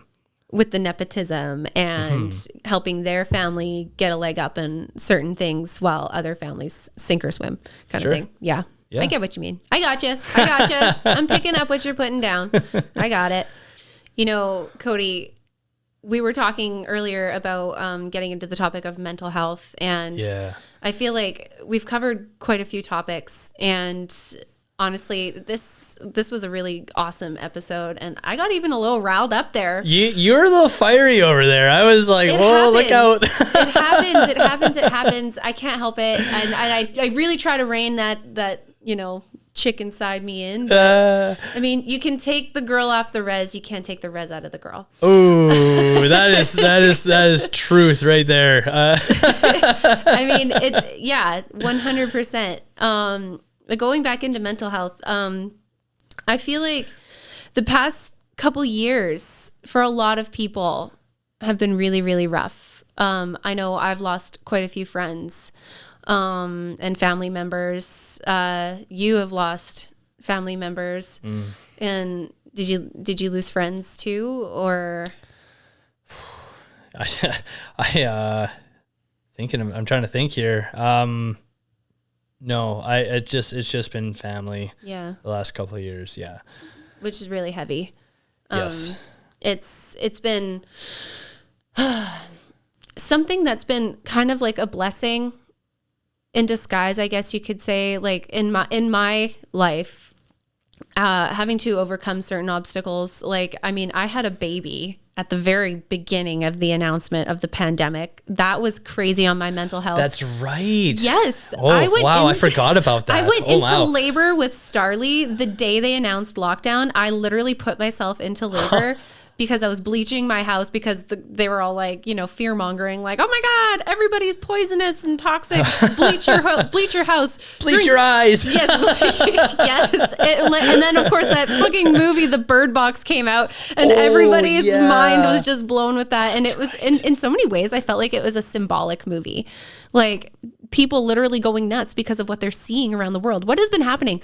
There's been toilet paper shortages. People are buying eggs by the thousands. And to me, like that Bird Box movie was very symbolic to what was going on in the world. I never seen that movie. What? Dude. I refused. I feel like almost every single movie that I have mentioned to you, you're like, I haven't seen it. And I'm sorry. I'm just one of those people who because it's popular and everyone says to watch it, I'm not going to watch it. You have to be the anti-hero. I have to be. Yeah. And then I watch it and I'm like, damn, why didn't I watch this when everyone told me to watch it? Always happens. Because you have to be different. Yes. Sagittarius. Yeah.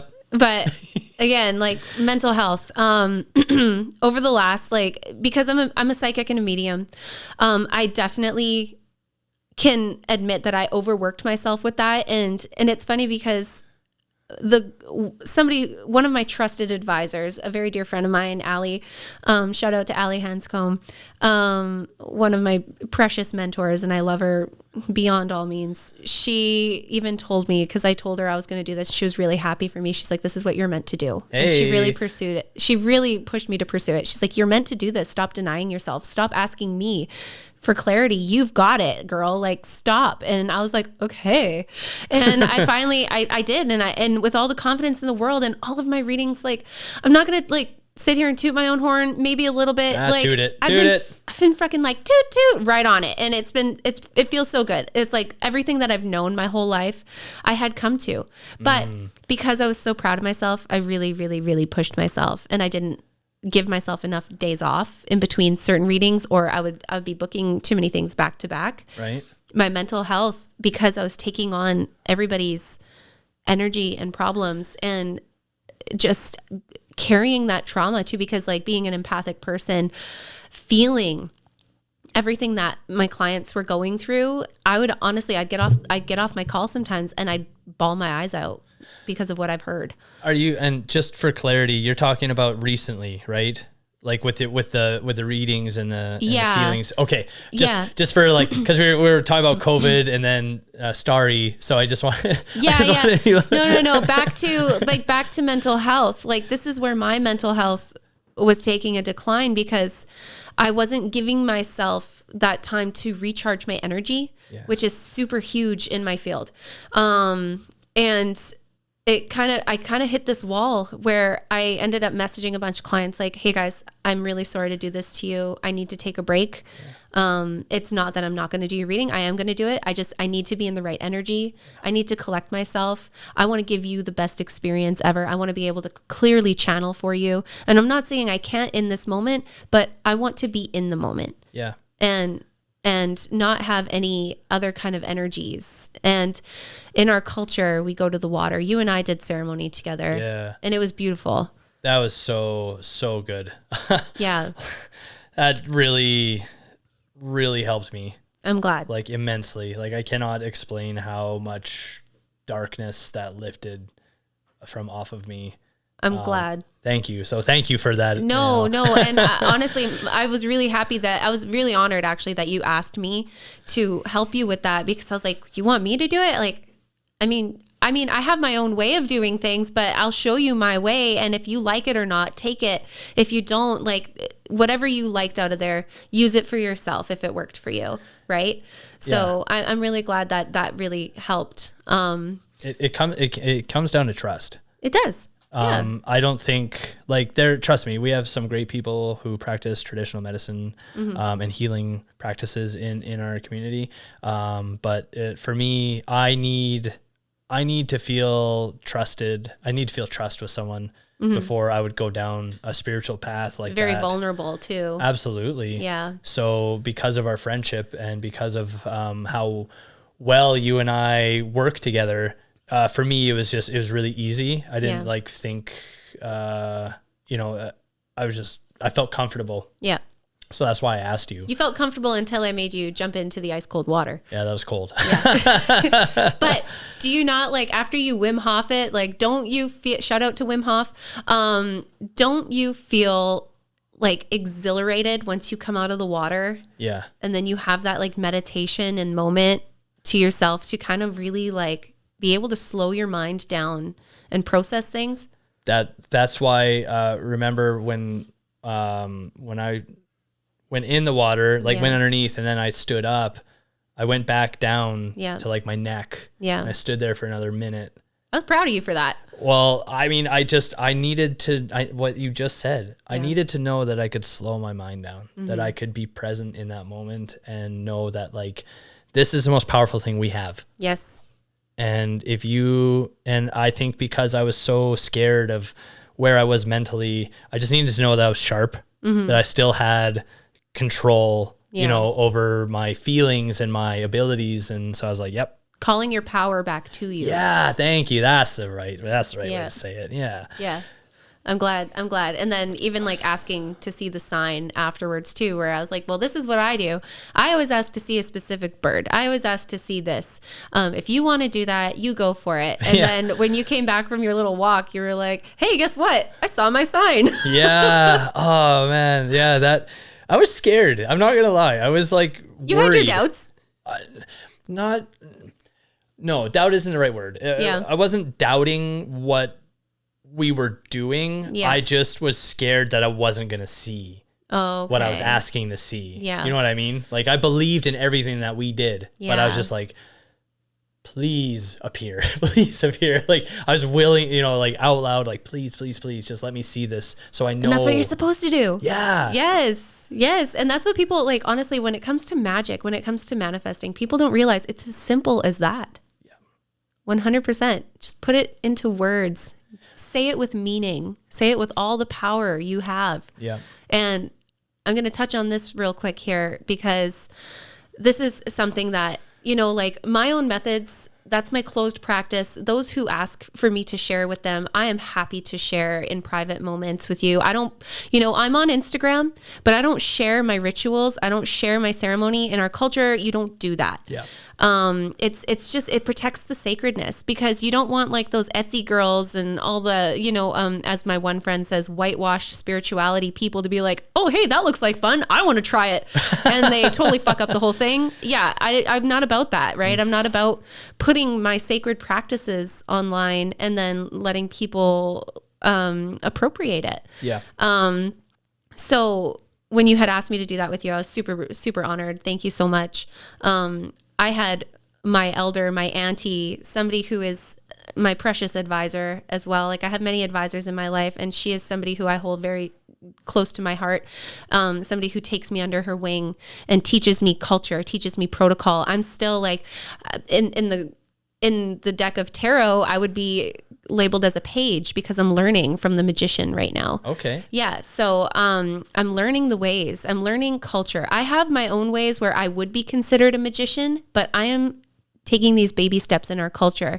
And I'm really excited to say that I got to, for the first time in 12 years, attend a Uipi ceremony. Hey. Oh man, it was a magical experience. Tell us about it. Honestly, I was so sad because at first I thought I wasn't going to be able to go. It was just like a bunch of a series of unfortunate events that happened leading up to like literally the very moments that I was supposed to be at the ceremony. Yeah. I had the whole day planned out. My husband's day did not go to plan. And then it kind of messed up my plans. Okay. And he knew how sad I was when he was like, I don't think I'm going to be home and I'm not going to make it. And then our roommate, she was out and about, and I was sitting there kind of like mourning the loss of not being able to attend this ceremony that I desperately needed because my mental health was struggling so bad. Like I am somebody since I was a child, because I felt unworthy, I have struggled with suicidal thoughts. And this is something that I do not take lightly. I've lost friends to suicide. I've lost friends to drug overdoses. I've lost so many people that, when those thoughts creep into my mind, I shut down completely. And that was what happened when I had to, it was like it came out of nowhere. Yep. And that's what happens to people when they go through depression. It just hits them like a ton of bricks. And all of a sudden you've got sandbags on your feet and all the weight of the world on your shoulder. And life is good. There's great things in life, but you have a hard time seeing past it. Oh yeah. Right? Oh yeah. And when I had opened up to my auntie about this, I opened up to my mom. I told the two most trusted people in my life, what was going through my mind in that moment. Yeah. And my mom zoomed over to be with me right away and surprised me. Didn't even tell me she was coming, just surprised me. And I almost dropped to my knees crying. But of course I was like, Mom, my auntie suggested going to this ceremony. And I was like, how perfect is it? And I believe in divine timing that this ceremony just happens to be here right when I need it. Yep. And it's something that I've always wanted to incorporate back into my life because I've had 2 previous experiences in the ceremony, but I did find out it was with a bad medicine man. I mean, and we don't really talk about like bad medicine or anything, but like this was actually really known around our area that this person was a no-no. I know. And it wasn't until they had come and gone Yeah. and was banished from our res. And anyways, I was super excited to hear that this really amazing medicine man had come and into our territory, offering ceremony to our people. And especially right now, after everything we've been through, it was so needed. And that's not just my own issues, that's everybody's stuff collectively. And I was impressed by the turnout there. Like, I got there thinking it was just going to be a couple people, but it was like a full house. Nice. It was amazing. It was beautiful. And I stepped up and did something so amazing that I didn't even envision myself doing that when I got there. I had no idea about it. Yeah. There's this specific offering and that we can do for spirit and ancestors, where we do like a flesh offering, because the most personal thing to us is something that is a part of us. Right. And I had given an offering of tobacco, but when I was told of this flesh offering, I just assumed everybody had done it. Like, apparently not everybody does it, but I was just like, yeah, I'll do it. And I stepped up, I went and did it. I've got 4 nicks in my arm in the shape of a diamond. And yeah, it was a little painful, but when I was sitting there, it was painful, but I felt calm. Right. And I could feel the tears welling up in my eyes as I was going through this ceremony. I could feel the blood dripping down my arm, but I stood in my power and I said, you know what? My prayers are fucking powerful. Yeah. And I'm coming out of this stronger than ever. This is exactly what I need. I'm around the people I need to be. I am in my element right now. I am exactly where I need to be. Wow. And this morning, even though I'm running on like 3 hours of sleep, no joke, running on 3 hours of sleep, didn't get home till like past 3 o'clock when I messaged you. Sorry. It didn't bother me at all. I felt bad. I was like, oh God, I didn't mean to message you at 3 a.m. I was just I was vibrating. Yeah. I was vibrating. I was so excited. I was like, look what I did. I'm so proud of myself. Like, I went in there thinking like everybody did it. And then only to stand outside with my cousin later on. She's like, fuck no, I haven't done that. I'm too scared to do that. And I was just like, well, shit, man. I was like, well, I mean, all right, cool. I did that. I'm really proud of myself. Being a part of such a ceremony where there's other parts, but we don't share everything about ceremony, right? But that was something so influential to me. And the way that the medicine man had explained it was like, we do this offering because this is the most personal item we could give. Right. And, like in my own practice, like I use like, I'll cut my hair. I'll use my hair in my practice. Okay. And, I always thought that was like very, very powerful, but this was a whole other sense. Like I felt like a different kind of being. Yeah. I felt like an ancient being. Whoa. Yeah. I'm proud of you. Thank you. And I think that it is this right here, you sharing your journey, just of your mental health, and knowing and recognizing that you were in a space that, you were like, hey, I need to do something about this. I know I'm not in a good space. Yeah. And I think that like you sharing these stories and taking care of yourself is like, I hope that people see that and know that like, it's okay. Yeah. To not be okay. It's okay to feel weak, to feel tired, to feel mentally exhausted. We are human. We're human. We feel. But the important piece of that is recognition of these feelings, these thoughts. Not suppressing. Yes. Yeah. Talking about it, reaching out. If I can't express this enough to anybody who's listening, if you are ever feeling sad, depressed, super anxious about things, reach out to your friends. And if, I think you and I have talked about this. I've even talked about this with Jay. Yeah. There's this feeling, there's this thought in the back of our heads that we're like, oh, I don't want to bother that person. I don't want to bug my friend.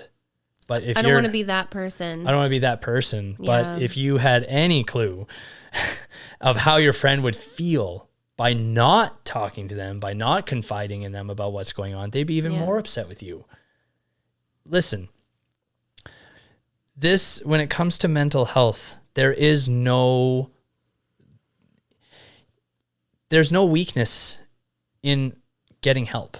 There's no weakness. There's nothing that says you're not a strong person if by getting help. You are a very strong person by asking for help, by reaching out and recognizing that you need help. Yeah. And, you know, when it comes to mental health, I've been thrown through the ringer in the last year, and it didn't catch up to me until August, maybe July, August. But when my mom passed away, I had to start school 2 weeks afterwards. Yeah. I didn't even have a chance to like think or do anything. It was just go. Yeah. Taking care of her estate, helping my family, taking care of my dad, Yeah. you know, and I just had like, all of a sudden I'm a doer. I just get shit done. If things need to be done, I just do it. That's a trauma response too, you know, Really? being busy, Oh, keeping yourself so busy that you don't have time to even reflect on what's going on in your life. makes a lot of sense because that shit caught up to me. It's a trauma response. Makes sense because powering through school, powering through everything, just like push. Yeah. I started realizing like I get excited by the smallest things. Like honestly, a new flavor of coffee, a new cereal I bought, Yeah. like something, anything. It doesn't matter. I get excited about the day. I really do.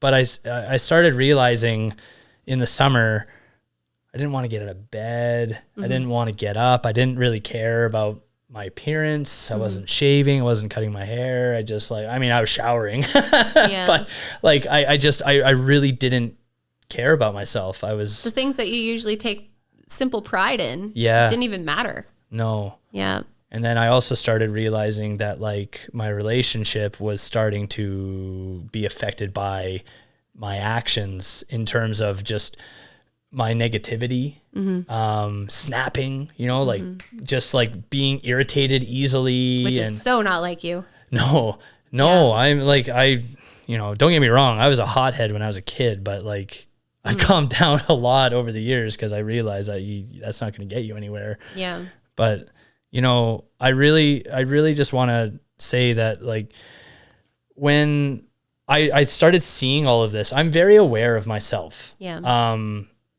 And that's something I'm proud of for myself is that like I'm able to recognize when something isn't right. Yeah. And so by going through all of that, I realized I was like, okay, I'm not doing okay. I'm actually really struggling because I didn't grieve for my mom. Mm-hmm.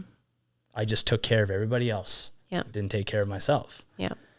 And so I was like in that space, and this is 1 year after, right? So we're now like this year and school's about to start, but that date, that time, that kind of like repeat of It's this like time last year. Yeah. And so school started and I just could not find my footing. I am. Something that's usually so easy and smooth for you. Oh yeah. It was like running the worst marathon. That's a good way to describe it. It was just really hard to get like that COVID year, just between losing my mom and online classes and just, it took it out of everybody. Like it really drained a lot of us. And, so I think that when I came into this semester, I couldn't find my footing. I knew I was struggling. I was like, okay, counseling, I think I need to do that. I think I know I need to do that. I need to talk to somebody. Yeah. I need to like figure this out. And I am the most positive, happy-go-lucky person out there. Mm-hmm. And I started to see myself as like not that. Like I really, really lost Who you were. who I was. I was struggling, very sensitive, very irritated. And, you know, I was like, okay, I'm going to try and get myself sorted out, get myself in a good space. I'm going to take these actions to like better myself. and Brandon passed away. And, you know, I haven't grieved for my mom. And then that happened. And it's just like, holy fuck, man. Like, there's just like, the most unexpected thing. And after that, I've been a mess.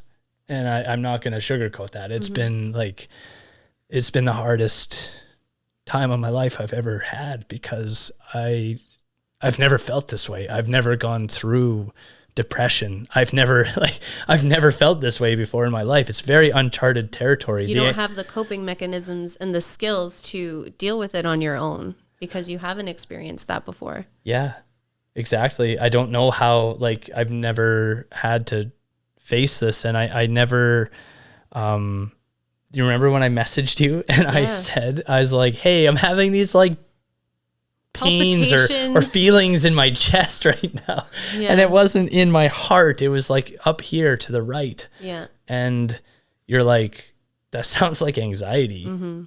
Again, never really dealt with anxiety like that strong. Yeah.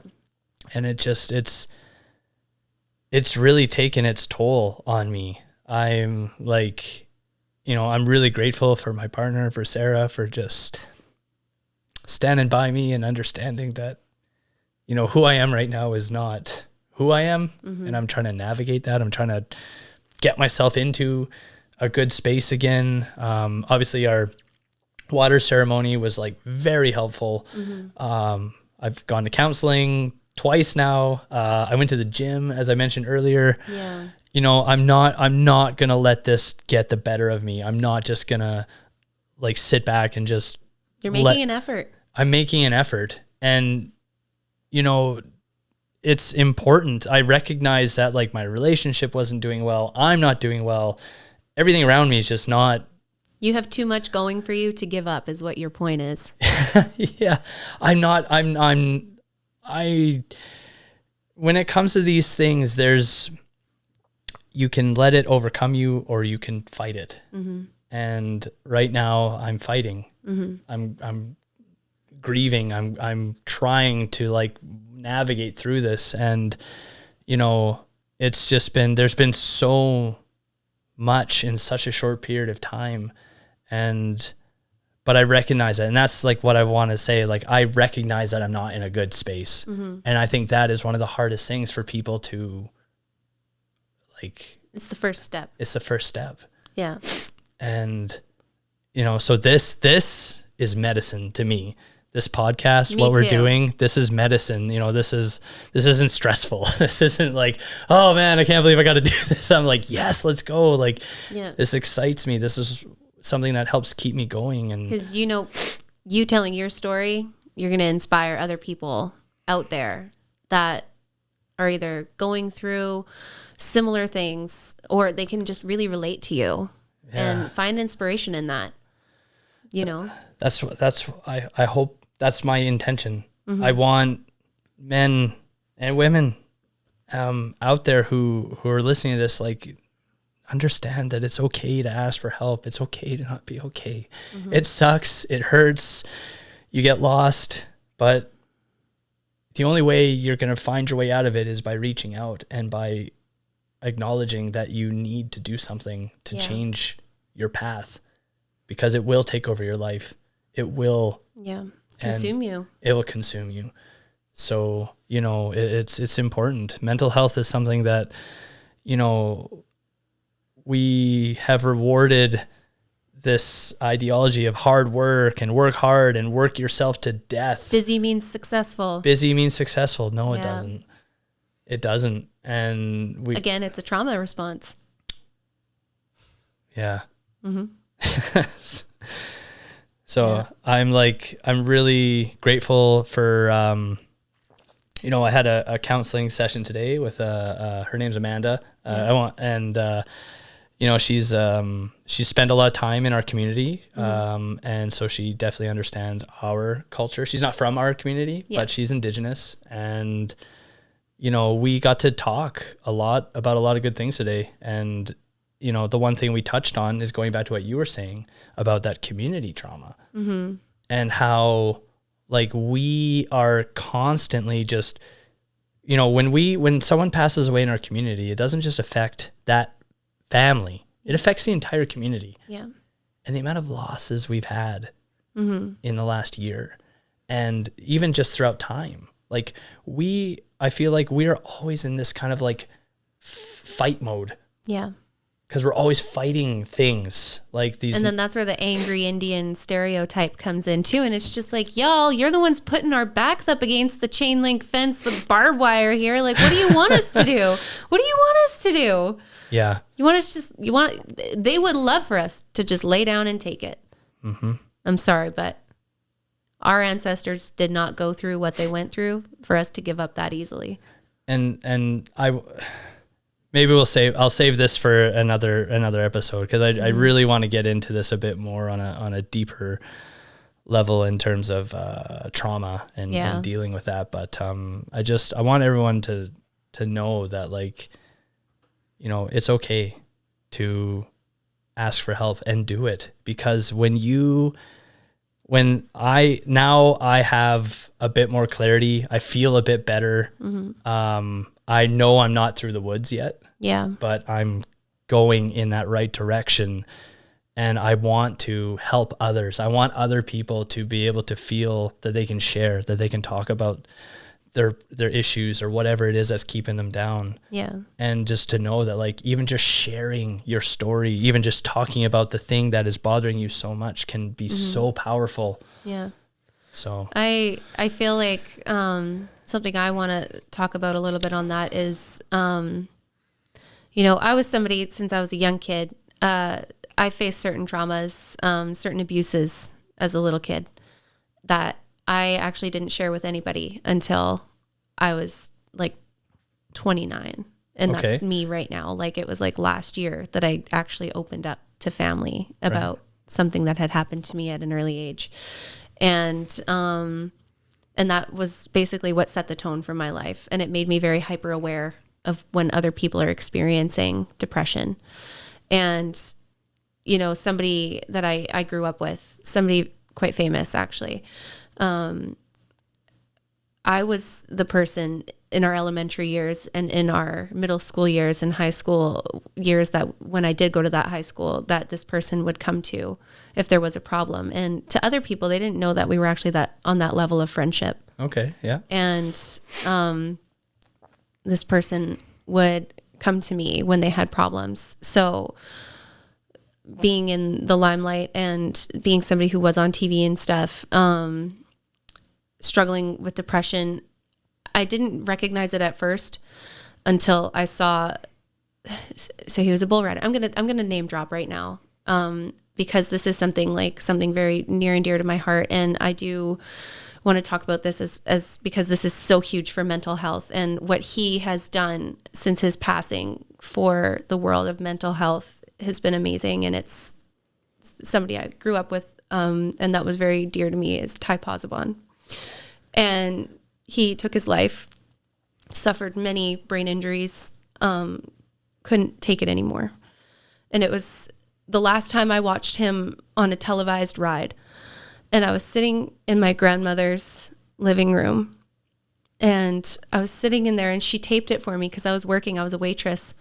And I was at her house, and it was probably 10 o'clock at night by the time we were watching it. And he had a really good ride, and he got off his bull. He looked like he was dizzy, jumped up on the chutes. Everyone's patting him, hitting his head, giving him congrats. And just because that face that I have known since we were in elementary school together, I knew he was pissed off at himself. I knew he was at that point where he was frustrated. I saw it in his eyes, and I said something to my mama. She was clapping. She's like, look, he did it. He had a wicked ride. And I was just like, Mama, he's mad. Like, something's wrong. Something's wrong. And I couldn't get that thought out of my head. I typed out messages to him several times. Hey, are you okay? Yeah. And because of that thought, it's like the reverse thought in the back of my mind where I was like, maybe he doesn't want to hear from me. Maybe it's a sensitive subject. Maybe I shouldn't reach out to him. this is my other thing for people, is if you feel like your friend is going through a hard time and you see it, but you know that they're so prideful that they will not ask for help, reach out to them anyways, because I live every day with regret that I didn't reach out to him. And I felt it in my heart that he needed somebody to just say, hey, I know there's something wrong. What the fuck is going on? Right. And because I hadn't talked to him in like a year. Yeah. It had been a year since I had talked to him at all. And he was busy. He was famous, like someone from his past who I didn't think I was anybody that could maybe make an impact on his life. I didn't feel like I was somebody that could have changed anything. Right. And it was just that badgering thought in my head all the time, like, say something, Devin, say something. Maybe you'll make a difference. Say something just to be sure. And I didn't. And then he took his life. And I remember I was at Walmart when one of my best friends that grew up with us, my friend Kaylee, called me. She messaged me first. She said, did you see the news?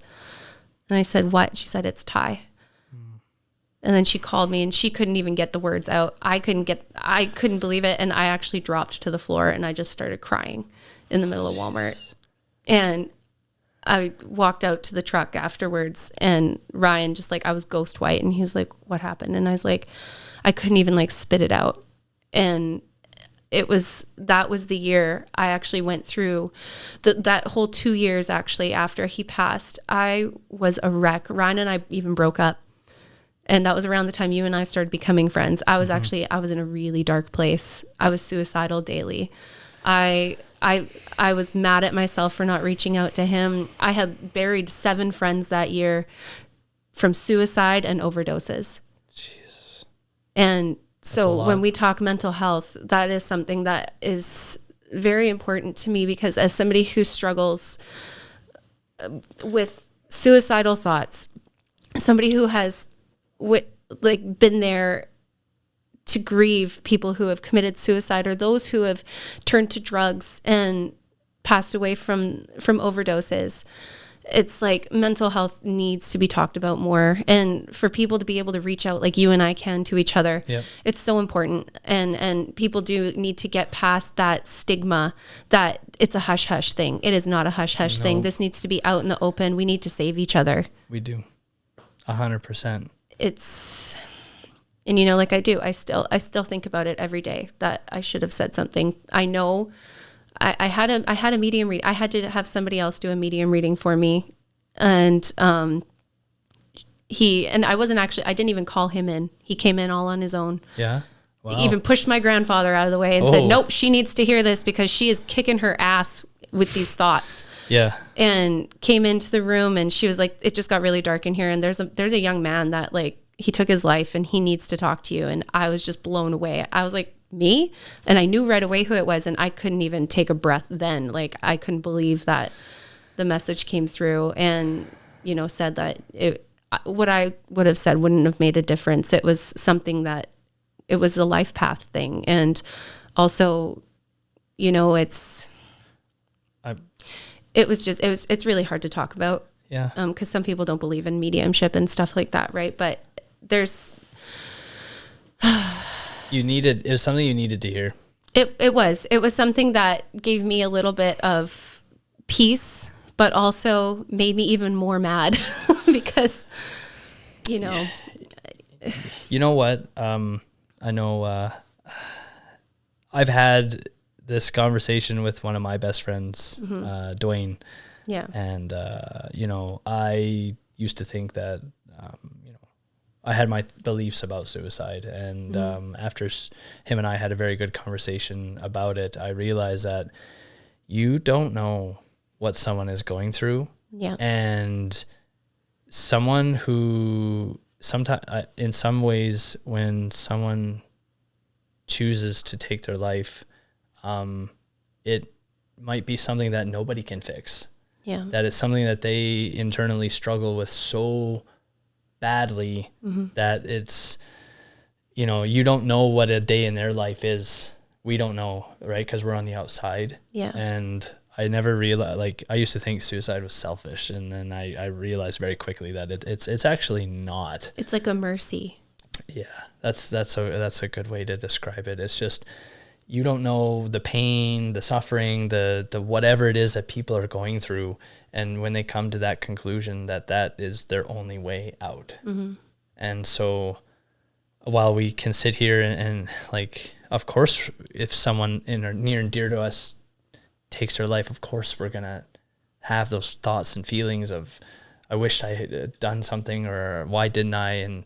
But in some way it's like he came to you and said, there's nothing that you could have done in that moment. So it's a very difficult thing to understand. Yeah. When people are dealing with stuff like that. Yeah. Really quick, I do want to mention, after Ty passed, his family started a foundation called the Ty Posbon Foundation. Cool. And it's completely directed at mental health. Whoa. Brain injuries as well. So like, I do want to mention that here, and I will tag it in the podcast when I do a post for it as well. I've donated to the Ty Posbon Foundation. They have merchandise and stuff too. If you and purchases go towards the Ty Posbon Foundation. So there is that, and then they are in partnership, I do believe, or no, I don't know if it's in partnership, but they do work alongside the Bell Let's Talk movement. Okay. As well. Yeah. So when Mental Health Month comes up, is it week or month? Month. Yeah. Which it should be all year round for me. It really should. It really should be. I mean, there's no specific time of year, but especially this time of year, the darkest time of year, where people are inside more. We don't get as much sunshine. We're lacking vitamin D. Y'all take your fucking vitamins. Get outdoors as much as you can. Do your best to stay motivated and active and stay connected with people, because it's really easy to slip into that darkness. It is. Make sure, try to eat right as well. Diet. Your gut is very important when it comes to your body and how it feels and reacts to things. So, be active. It doesn't I'm not saying you have to go join a beer league hockey team or something, but that sounds like fun. It does. But just make sure, like, go out for a walk, just get out, do something that like physically gets your heart moving. Find beauty and simplicity around you. Yeah. Yeah. Take care of each other. Check in on each other. I am similar to Devin. I get feelings every once in a while that, like, there's friends who I have who post heavy on social media, and then all of a sudden I won't see them for like a few days. You gotta check in. I'm like, hey, what's going on? Haven't seen you post anything. Oh, this happened. Yeah. Oh shit, you want to talk about it? Yeah, I'm just really sad, or whatever the case may be.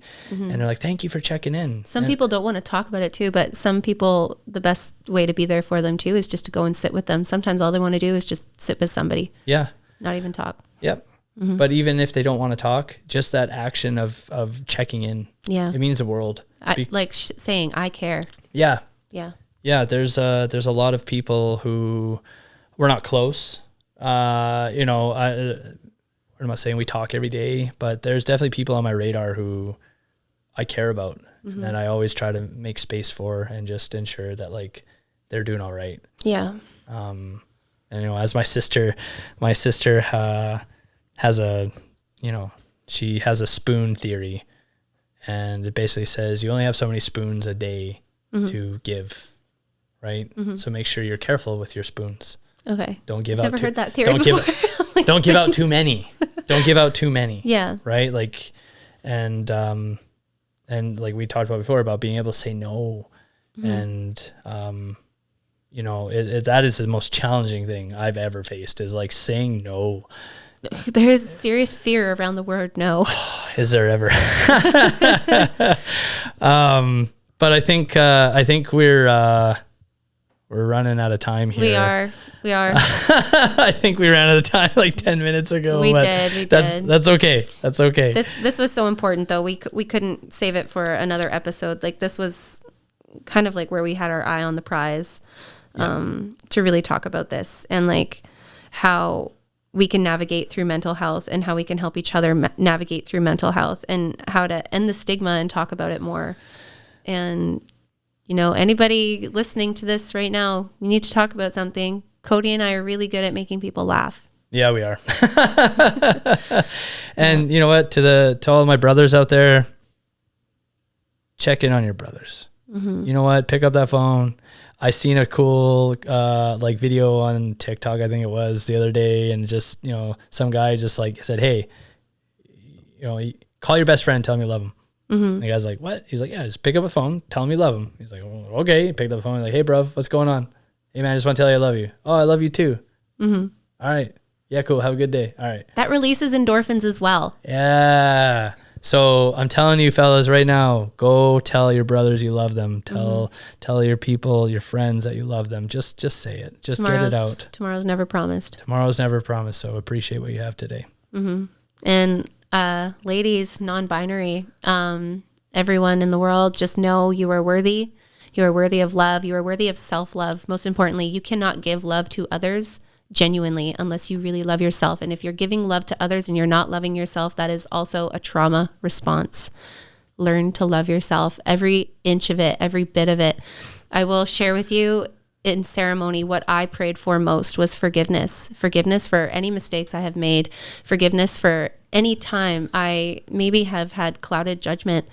It is okay. You got to forgive yourself because nobody in this world is perfect. No. And to walk this life thinking that you need to be perfect and worthy of self-love is the biggest farce. Yeah, absolutely. Yeah. Love yourself. Take care of yourselves. Give yourself that, give yourself that time. If you need a break, take a break. If you feel like things are too much, take a step away. Yeah. Take that day off. Take a mental health day. You don't need to earn a mental health day. No. You deserve and need a mental health day. You matter. Take care of yourselves, everybody. Thank you for tuning in.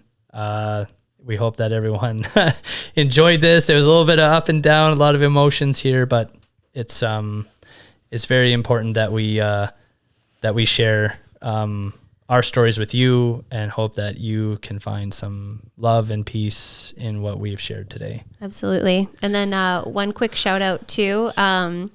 I was crying a little, so they might be popping off now, but shout out to my lashes, hey. Res Gal Lashes. You can find them on Instagram. I'll post the tag there as well. And then thank you to my sponsor, Evelec79. Shout out Evelyn. This sweater, like this whole setup is so comfortable. Thank you so much for sending this to me. I love and appreciate you. I love your designs. Y'all shout out to Evelec79 for supplying me with my outfit today. Yeah, baby. It looks great. Thank you. And shout out to Falcus Media, as always, for making this video and podcast happen. Yeah, thank you very much. Appreciate you, brother. Yeah. I love you, brother. All right. Take care, everyone. See you next time. Bye, guys. Bye.